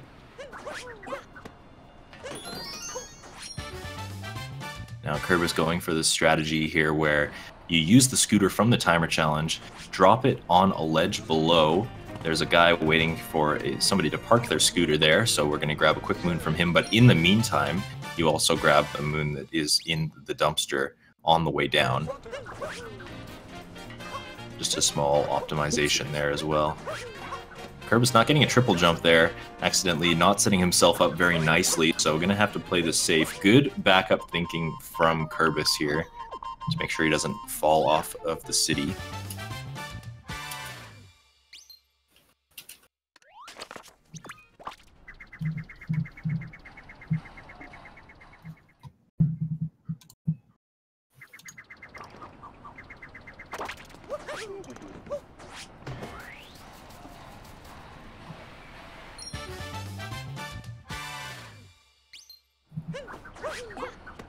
Now Kerbis going for this kind of riskier moon here. Actually taking a bonk on the light post, which is going to have to back up this bird. There is a Toadette achievement for birds, but not actually required to get all of the birds in the route to get the Toadette one, but this moon in particular is relatively fast to back up. You just have to go into that close by notes area. Unfortunately, Kerbis missing the backup has to reset it. Yeah, this backup, I don't know if this is just the backup that when I ran Darker Side again after doing AUM, this was just the thing I would do as my backup. I don't know if it was me that kind of helped it catch on, or yep, because I don't know if people were just not aware of it, or I don't think they were, and that probably comes from AUM because you come out of that route and then get the bird. But the thing is, in AUM, I used to, in the route, it was not done that way. But I noticed, because I accidentally jumped on the taxi once after leaving that room. It just was there. So I was like, alright, I guess I'll just do it then instead. Makes more sense to me. Definitely. I seem to recall when I was initially learning Darker Side that the backup listed was to essentially chase the bird down if you missed it, and like use the wire and like jump up to the tops of the roofs, and then he would be kind of like passing by there, but that's in itself really sketchy and can waste a lot of time if you're not fast enough. So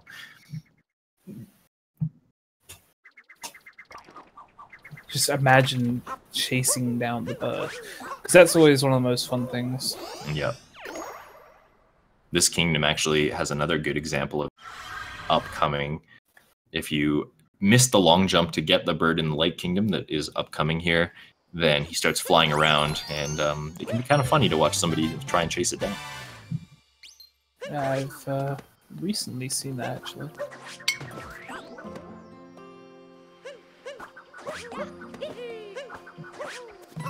That I did not know you could vector that hard to make it to that close to the checkpoint.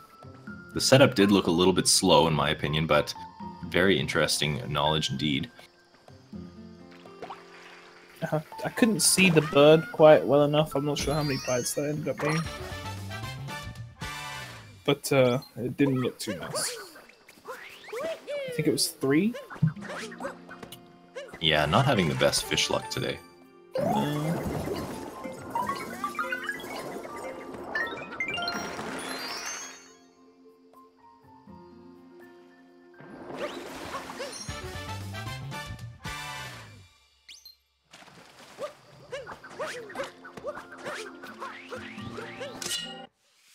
I also didn't know you could get up there with just a single jump like that.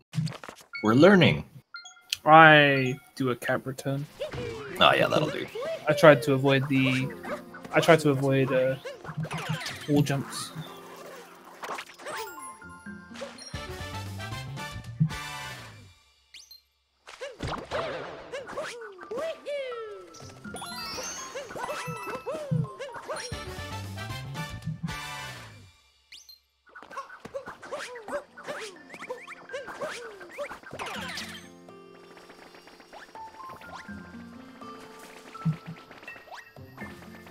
Alright, Kerbis initiating some Goomba love.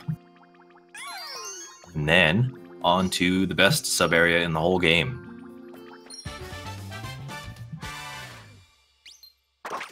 Oh yeah. This wasn't actually the one I was referring to, but this one's not great either. I was referring to the fuzzy room. Yes, that one is a lot of fun as well.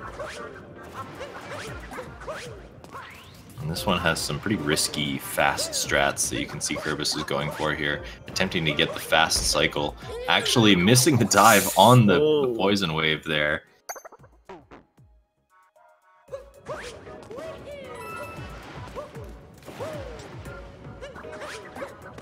Yeah, I usually opt for a slightly safer variation that just misses the cycle by about like half the time, but Kerbis getting it on the second try. The interesting kind of physics about sub areas is that if you die in them, then you end up in a sequence that is just like maybe half a second earlier than it is when you initially enter the room. So that really tight cycle, if you die, it actually becomes easier the second time you attempt it.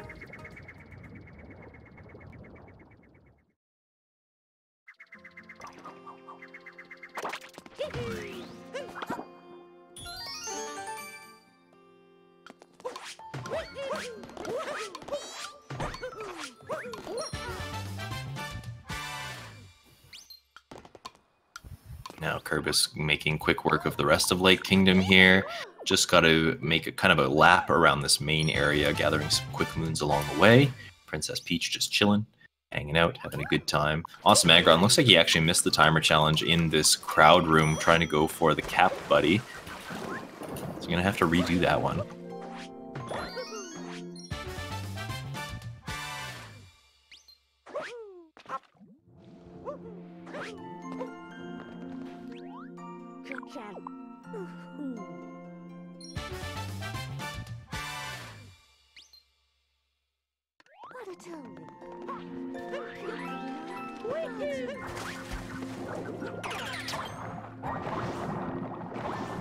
And then using Cheep Cheeps to our advantage a little bit here.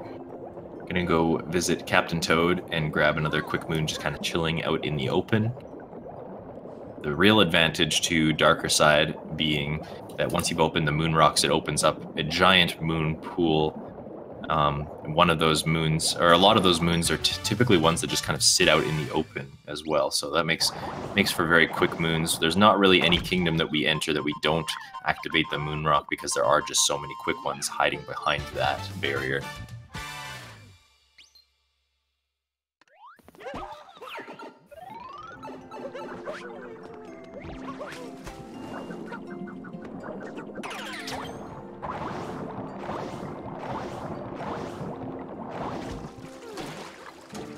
Kerbis making quick work of Lake Kingdom. Not really exciting as far as kind of routing goes. Basically just going about doing the things, achieving the stuff. I feel like just doesn't really have much interesting, many interesting rooms going for it in general. No, not typically. With the exception of the sub areas, I would say. Hmm.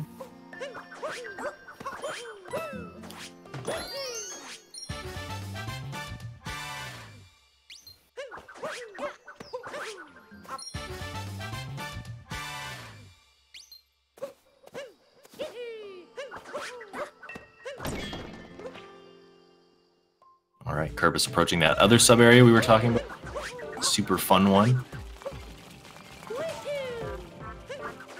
Oh my goodness, Kerbis, what are you doing? Oh my god. Okay, he's a legend. All is well. Not typically the way I go about that. I usually the ledge at some point to buffer myself a little bit, but Kerbis living on the edge, looking to try and salvage his PB, I think is the idea here. If he's able to scrape by a lot of extra time in these later kingdoms, he might be able to pull one out. But it's gonna be close.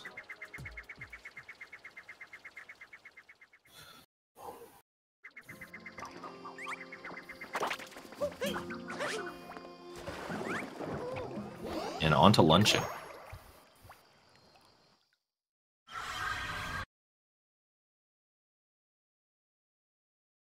Oh, luncheon.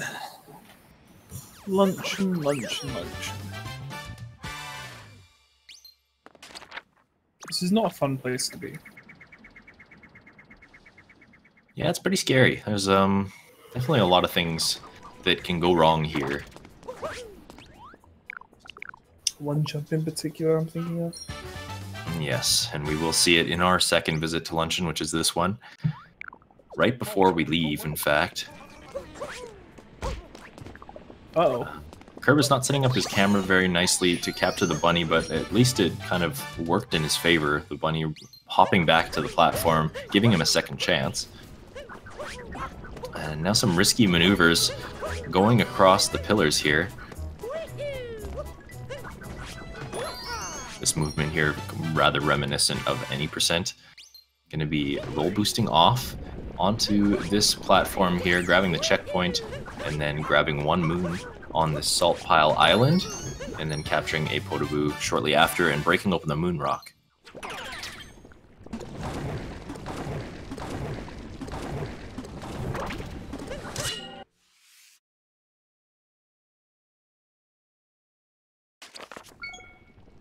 And AwesomeAggron finishing off the bullet building sub-area here.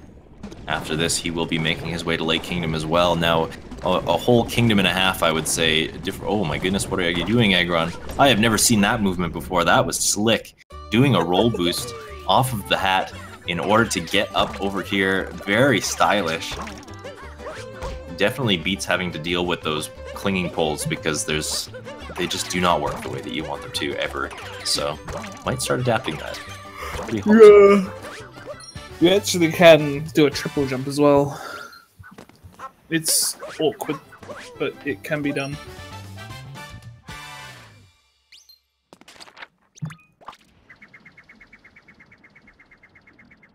Aggron having a little bit less difficulty with the bird as well, so saving a little bit of time. Actually, it looks like he did the bird after bullet building, so maybe he missed it this go around.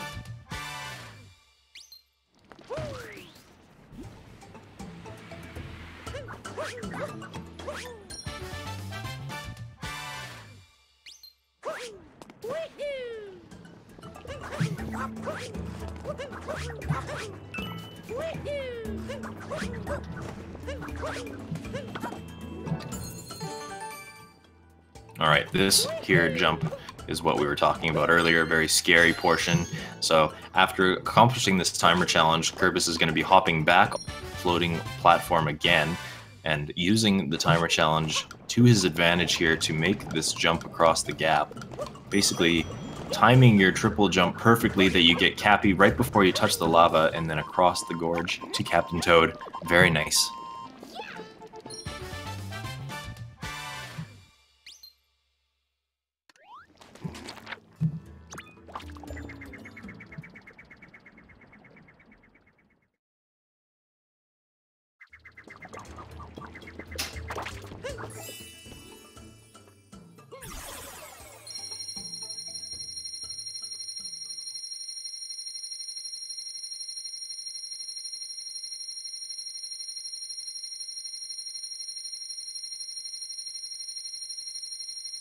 And with that, Kerbis dumping his moons into the Odyssey. And on his way to Cap Kingdom now.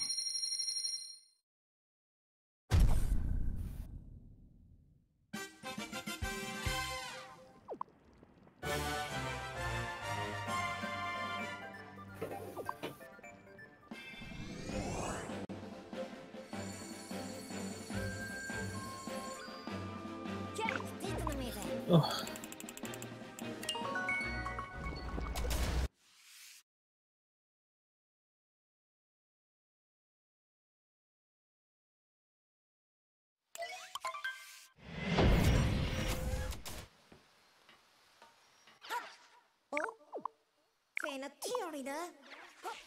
Now, Cap Kingdom starting out here.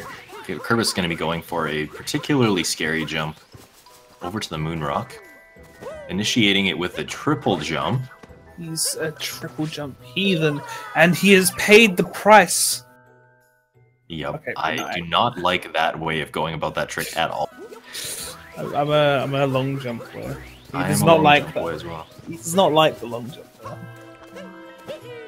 And maybe he should reconsider because he's having a look Oh no! No! Oh no! Well, All right, you know what? Now I can't say anything. yeah, he's gone for both and failed.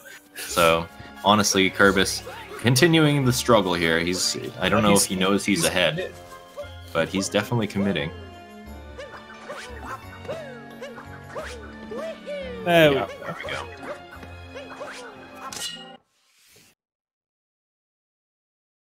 Third time's the charm. Of course, the alternative is to capture one of these Paragoombas closer to the mainland and just flying across, but as we've mentioned several times before, it's not about that, it's about the swag points, so...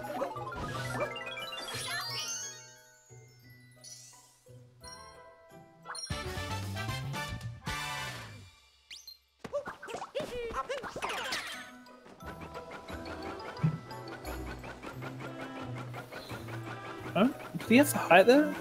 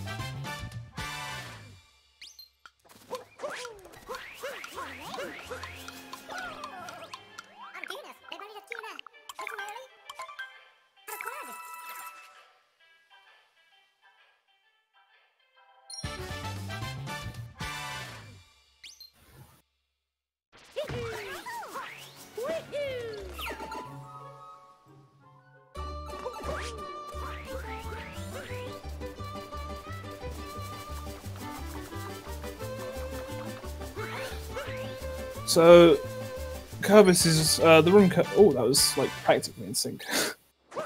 But the room Kerbis is in right now is quite an interesting one. One of the only rooms in the game where you actually are forced to roll, and it's pretty easy to die in this room. If you just like, if your spiny hits you, you're just kind of screwed because Mario, in my experience, he does love to just roll off in some other direction, and usually it results in a death, which is a big smile. Yeah, nobody really likes the spinies in that sub-area.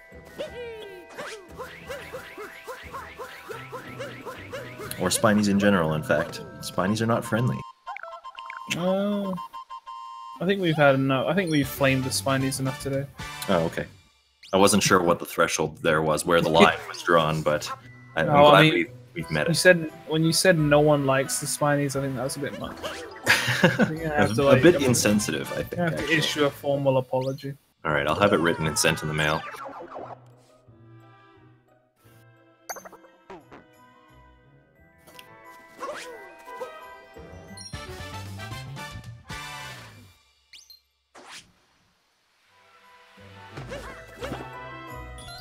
Alright, now, Kerbis, after taking that intentional death, setting himself up for a bird cycle here. Obviously not really well known unless you know the route well, but basically has to do all of these particular moons in a rather timely fashion because at some point he's going to want to commit to grabbing a bird flying around in the fog. And if he doesn't get there in time, he's going to have some problems. He's going to have to chase it down a little bit. Aggron showing just why this room is so fun. It's so exciting. Taking a bonk on that part, and unfortunately suffering a death as a result.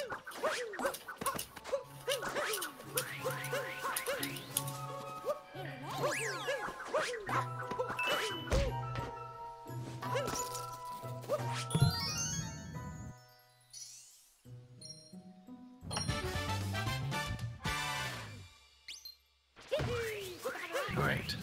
Kerbis has got the spinning hat sign moon, going to be activating the hint art from Mushroom Kingdom earlier, grabbing this one moon just kind of hanging off the edge of the bridge, and then after capturing this Paragoomba, you're going to see the bird flying by his screen just now.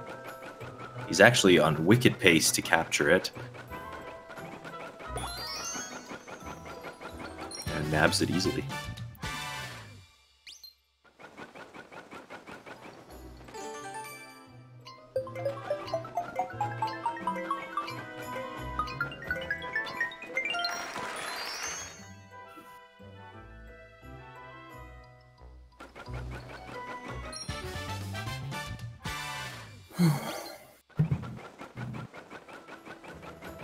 And after that, Kerbis is just going to grab a quick hanging on the edge of the one from a note and one from this danger sign, and then capture a bunny and on his way to the best kingdom in the whole game. You don't sound like you think it's the best kingdom in the whole game. But it is the best kingdom in the whole game. Is it? Absolutely. Go on. You see, Lost Kingdom is such a happy place. There's absolutely no chance of dying at all. Not one. Not one chance at all. It's a nice breather 3 hours into the run, basically. Yeah. You really get to relax, go make yourself a cup of coffee, you know, do what you gotta do. Just take it easy.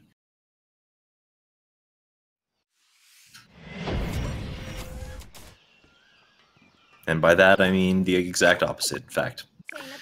So after we go visit Princess Peach, we're going to bust open the moon rock. And that's when things get interesting. I was already brewing the tea. Oh, well, it's going to have to wait, I think.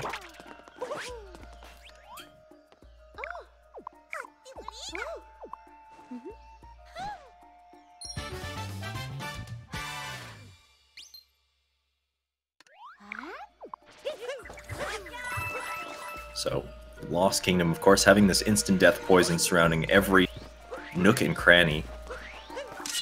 And we precariously jump up and around and over all of it for the remainder of the Lost Kingdom. So, definitely a scary place to be. It does suck that it's right at the end of the run.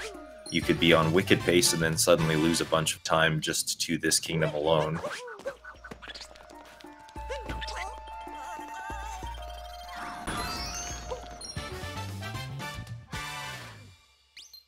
Now, what Kerbis did there is probably fast. He opted not to take damage and instead kind of nudged the Torpedo over a little bit so he did not have to suffer a damage refill. Pretty smart idea. I've never thought of doing that myself.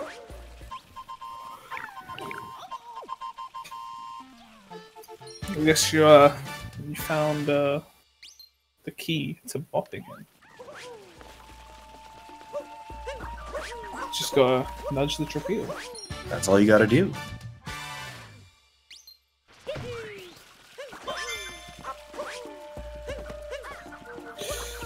Yeah, I love that tree.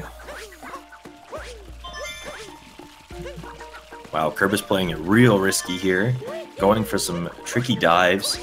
The stumps in the swamp don't really have very much collision detection on the sides. You can't grab the edges of them, and you also can't wall jump off of them, so if you were to take a tumble off of any of them, it's basically game over for you.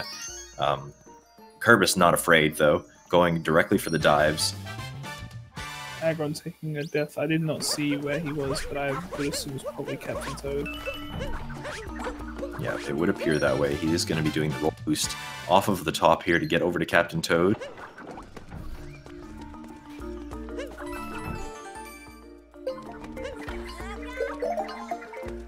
Kerbis debating us a little bit. Looked like he was going to be the Wiggler strategy, but opting not to.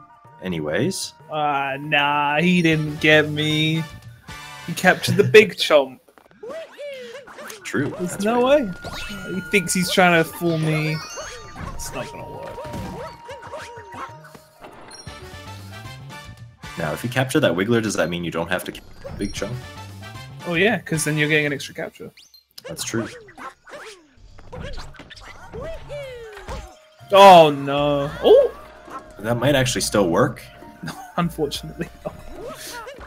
That would have been an interesting clutch, I guess.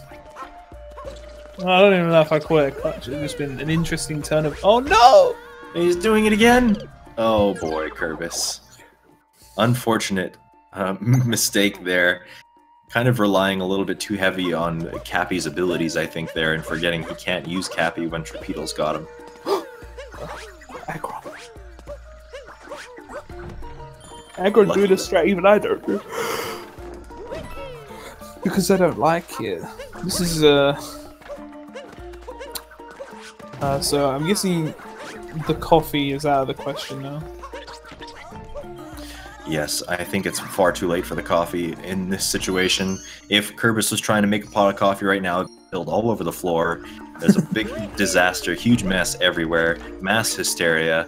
So hopefully he didn't go for the coffee break strategy in Lost Kingdom here. Definitely not optimal, in my opinion.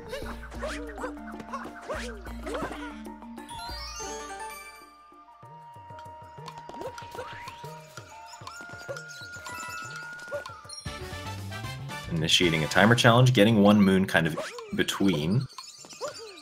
Just enough time for him to go up this tree, grab the moon, and then leave Lost Kingdom. We're going to make one quick pit stop in the Moon Kingdom for some quick moons. And then it's back to luncheon.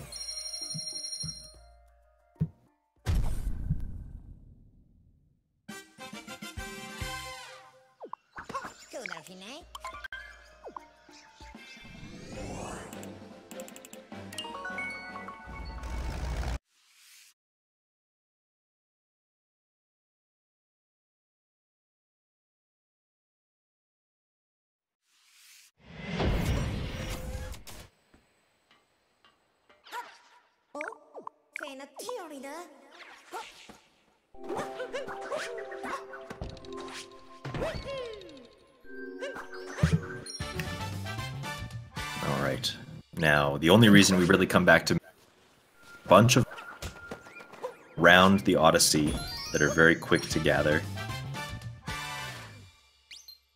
So we're just going to pick up those.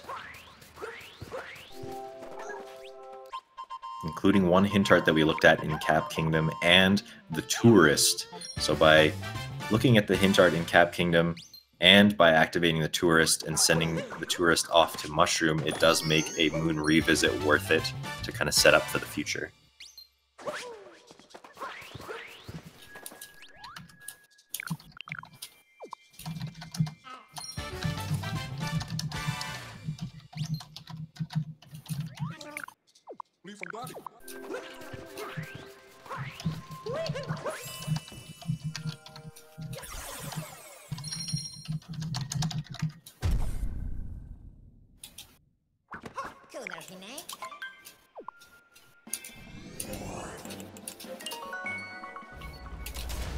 And with that, Kerbis is leaving. Off to Luncheon Kingdom to finish it off.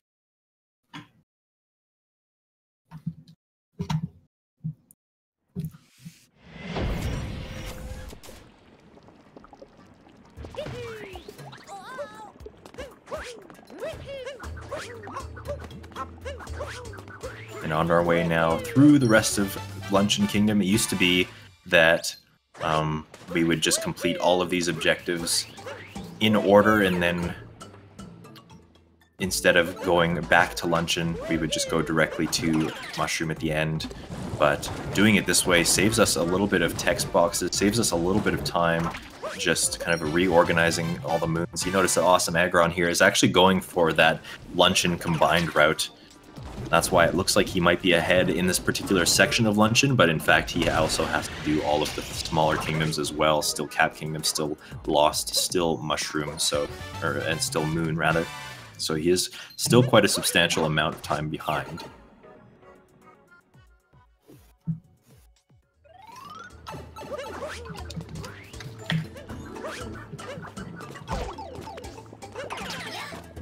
One thing I always get scared of with Fire Bros there is if you knock the hat off and you just so happen to be in somewhat of a dominating position, they're just gonna die. Yes, I think that has to do with like For some reason, this game has physics where you can hit fireballs and redirect them with Cappy. And so if the Fire Bro throws a fireball at you and then you try and throw Cappy towards it, the fireball will get knocked back into the Fire Bro and kill him, which is not very optimal. In a situation like that, there is only one Fire Bro kind of hanging about, so you have to warp back to the Odyssey to make him warp to respawn again. It's an unfortunate situation.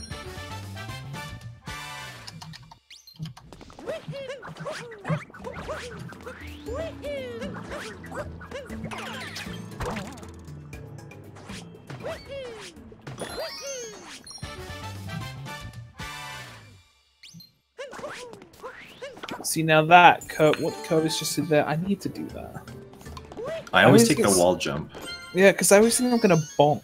Yeah, me too. I just need to do that. It's so much time. I'm losing 20 minutes. Literally 20 minutes on that one single section. We could be looking at some sub-3 ideas if only Tim could figure out how to get that dive over the wall. Unfortunately, we're still stuck in over 3-hour territory, so it's a real unfortunate situation, to be sure. Oh, Aggron. Why are you still doing this? 1 health. He did Aggron! Go on, Aggron! He did not do the seaside maze, which need these shooty moves. Very scary one. I am a big fan of the jump that he just did, but did recently get routed out of the optimal darker side route, so not necessary. I'm a big fan of it not existing in the route anymore. I did do it today though, because I had to. Yeah, AUM but I got /100. Oh no, he's Santa Claus. Going down the chimney. Unfortunately, the residents of that did not put the fire out before Christmas Day. This is a sad day for Santa. And by extension, the world. The entire world. Everybody's getting a lump of coal in their stocking for that one.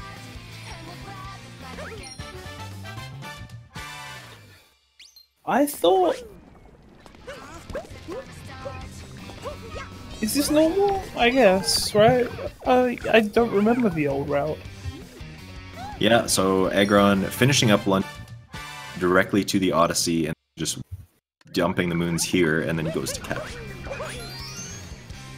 And it does, like, it naturally feels slower now that we've seen the comparison like that.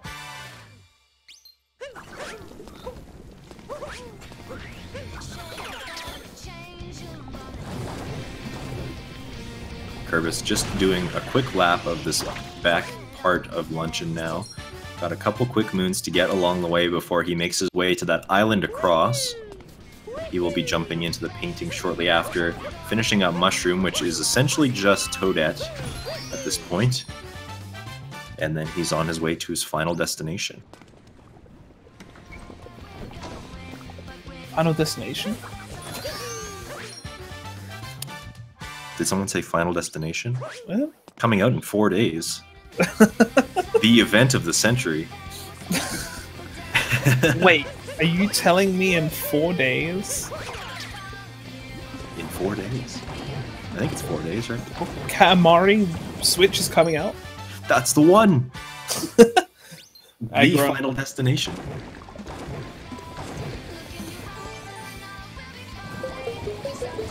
I do believe Aggron nailed that Cat Moon Rock jump without dying, but I may have missed. I did not see him die. I think all I saw was like a bonk on the rail. Yeah, I saw him. Nice capture from Cat. I think I saw Aggron. Yeah, he failed it, but he didn't die. So saved a bit of time there.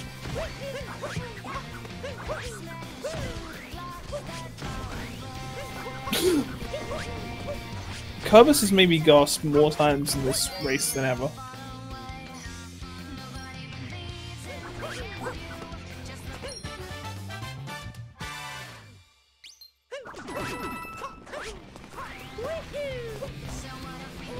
I do not like Aggron's position here.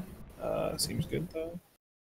He's gonna make it work, hopefully. I do not like the long jump strat for this timer challenge. Do you just do a single? I'd do a double. Ooh, a double. Yeah, I jump, and then double jump over the scarecrow and throw back, Right. and then dive forward. So I do a double dive back. No wait, that doesn't make sense. It's weird, but it works. It's very easy. Just trust him. He's second place, second on the Mario list. That's right. He knows what he's talking about. I haven't PB'd in Dark in a while. I think it's time It's time. to run. You heard it here episode first. again. Coming to twitch.tv/Timpani, Whoa, whoa, whoa! a Darker Side PB. In the works. Stay tuned. Okay. Oh, Kerbis. Bonking on my absolute favorite sign in the whole game. Mm-hmm. It just is always there when you least expect it. Just like, no matter where I go, I'm always bonking into that Snow Kingdom. Bonk. Wooded. Bonk. Here we are in Mushroom, and it just never leaves us. Darker Side somehow still bonk. I know. There's not even a shop there, but there it is. Even when I'm asleep at night, I have nightmares. I can't escape.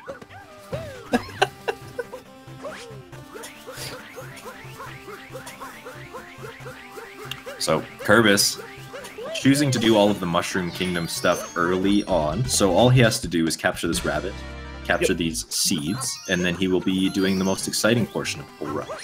This is an interesting time to note that I still am so curious what Aggron cut out for the Found Behind Bars moon in Bowser's. Yeah, and maybe not even the vault, which is really strange, so kind of hard to say. I don't think I'm ever going to know.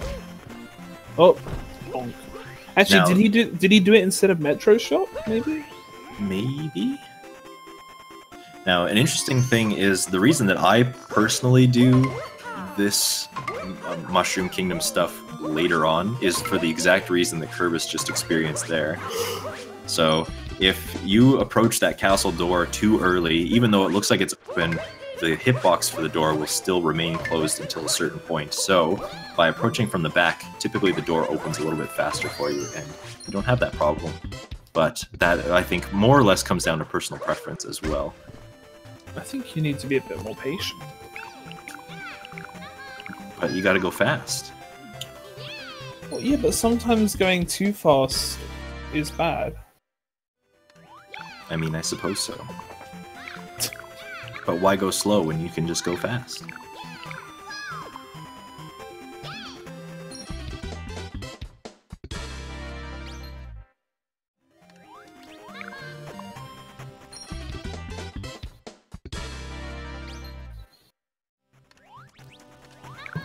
All right. Now, arguably the most exciting part was here. Talking to Toadette. You know, Is he first person? You I could think he might be. You know what? He is. Is? Alright, so in this game, if you are in first person, which is and by pressing the right stick, and you talk to an NPC, the camera will immediately pan where it needs to be for the dialogue to initiate. Because for some reason the camera has to be at a specific angle.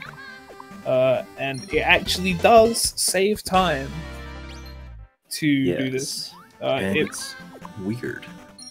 It saves, I don't want to give exact numbers, but it's a significant amount of time considering all you're doing is talking to Toadette. Yeah, it used to be that Toadette moons were about 8 seconds apiece, but by doing this you cut off, I would probably guess somewhere in the ballpark of like 0.2 of a second for each time that you do it. And I think it's I mean, how gotta many be moons do you get? amount. Like, you got 30 in Dark, don't you? Yes. Yeah, so it's a decent chunk. Yeah, Kerbis saying 11 to 12 seconds if done optimally for Well, that's this total. darker side. That's We're total. That's talking for- single. Well, yes, for each single moon it would be significantly Let me less. let me punch the math. Let me punch the calculator out on this one. Tim doing some quick maths. 0.387096774. Oh, there you go. So a pretty significant amount of time, almost half a second, in fact, which, you know, is crazy significant, especially if you have to do it, you know, 60 times for AUM, double that time save. Yeah. This first-person strategy works in a lot of places in the game, in fact. One of the most notable is at the very beginning when you cross the bridge in Cap Kingdom to initiate the bridge, raising up a little bit faster, you can go into first person, as well as just about any NPC talk in the game.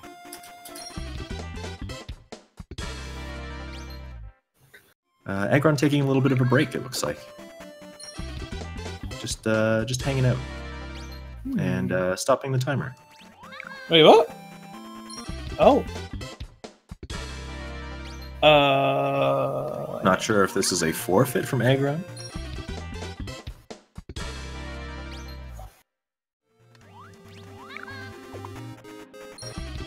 Oh, apparently in chat, Aggron got IRL. And it's a forfeit? Is there anything in the,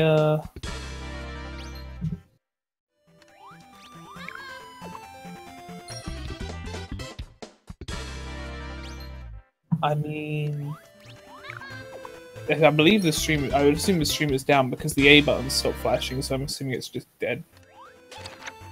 Yep, stream is cut out, unfortunately. Interesting. I guess that means that Kerbis is going to be the winner regardless. He was obviously on decent pace to just continue along and win the race.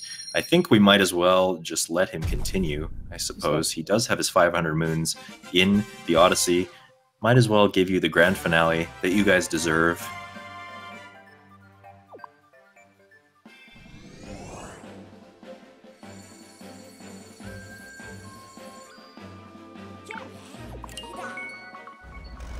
Alright, well. And on we go. At least we have Darker Side. This being, of course, the no frog skip variation of Darker Side, so not going to be able to do any sort of glitches with these frogs outside, and I suppose on 1.2 he couldn't even if he wanted to. But it does allow us to see the majority of the dungeon coming, which is the whole reason that we have been collecting moons for the last 3 hours and 20 minutes. So let us have a look here. Now, the Darker Side dungeon, of course, being designed to be kind of the final difficult challenge remaining in the game. So you have all the kingdoms unlocked. You basically have achieved enough moons to unlock this quote-unquote secret final level. And with the strategies and techniques that Cappy and Mario provide together, doesn't make it an entirely huge challenge for a speedrunner like Kerbis to be able to accomplish, so he's going to be just zipping on through here, making the pillar portion look extremely easy. Going to be finding this moon to, or this heart rather, to heal up just to be safe. Now this platforming section requires extreme precision. Of course, if you land on solid ground as a Podoboo, you lose your ability to use the Podoboo and have to go back, but expertly making his way through the holes here into this next section. Actually, it's a lava bubble. Oof. Yes, for some reason, Nintendo choosing a different name than has always been given to lava bubbles in the past. I like to think that they're actually subspecies. Oh, okay. That would make sense. And Kerbis, you see, going for the uproot variation of chunk of the kingdom. Oh! Using it to kind of skip this interior section.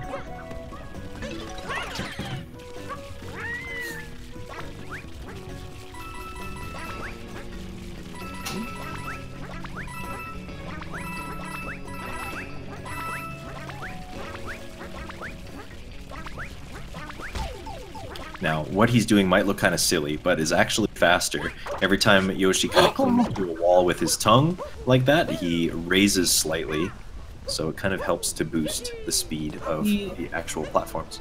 I'm upset. He killed Yoshi. This isn't SMW. No, it isn't. But he let him die. Sacrificial duties sometimes must be made. Well, what kind of sacrifice is that? It's just the way things are. You know, you can't. Wasn't for the great question echo. these things. I mean, Yoshi did help us at one point or another. I'm expecting a full clear now. I don't know if we'll see that. I have a feeling that Kerbis is going to be trying to go for optimal Kerbis Scree strategies.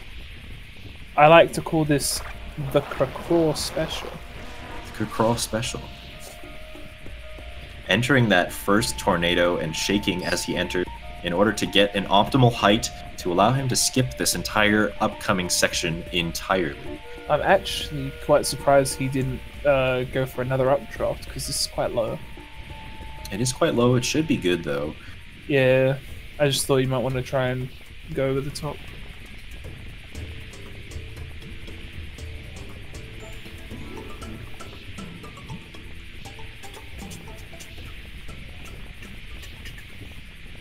Yeah, he's fine. Oh, but he'll let Glidon move. I see. Yeah, I feel like he has a sort of special appreciation for Glidon. But not for Yoshi. With special appreciation, but yet Tom would be very upset. Yes, I think so too. We'll just not tell him. I am very upset. Don't tell me. Alright, Kerbis opting for you, Skip. Of course, missing that would have cost him a lot of time. He is going to say thank you for watching. Which, fortunately, this actually saves time. Yes, 20 minutes in fact. Because appreciation seconds are a lot more precious than regular seconds. They're like almost as valuable as swag seconds, but not quite. Yeah, the tier list is swag seconds, appreciation seconds, regular seconds. My runs. Indeed. Regular seconds have no value in this speedrun community, I think.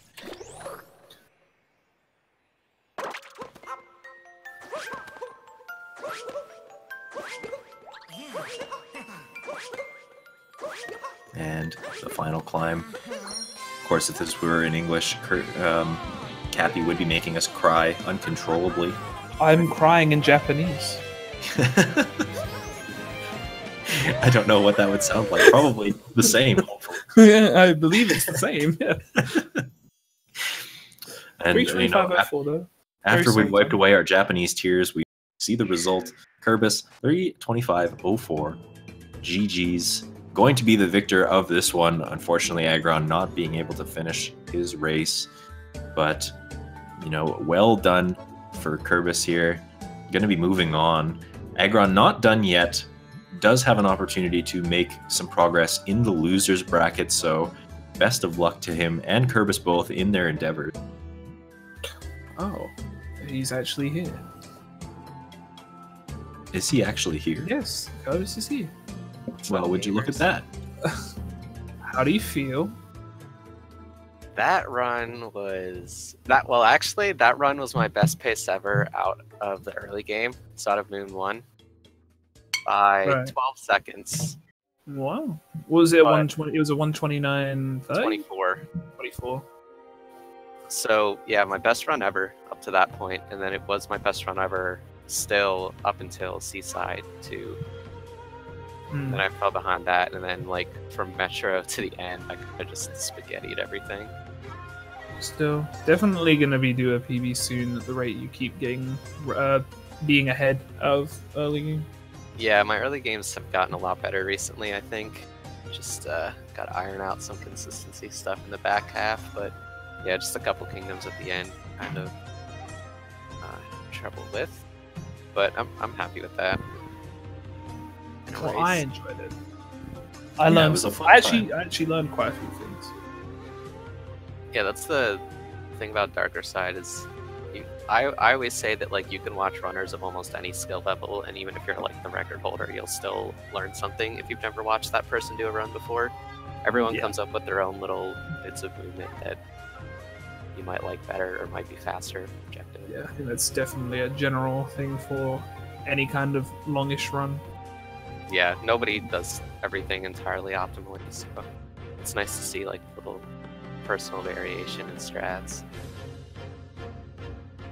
Certainly. Well, GG's, Kerbis, and enjoy your break time while we wait for your opponent to be picked in the next round. AwesomeAggron's still in this tournament, of course, just in the losers bracket. So some very exciting darker side action coming up on Speed Gaming in the future. So stay tuned, and we will see you next time.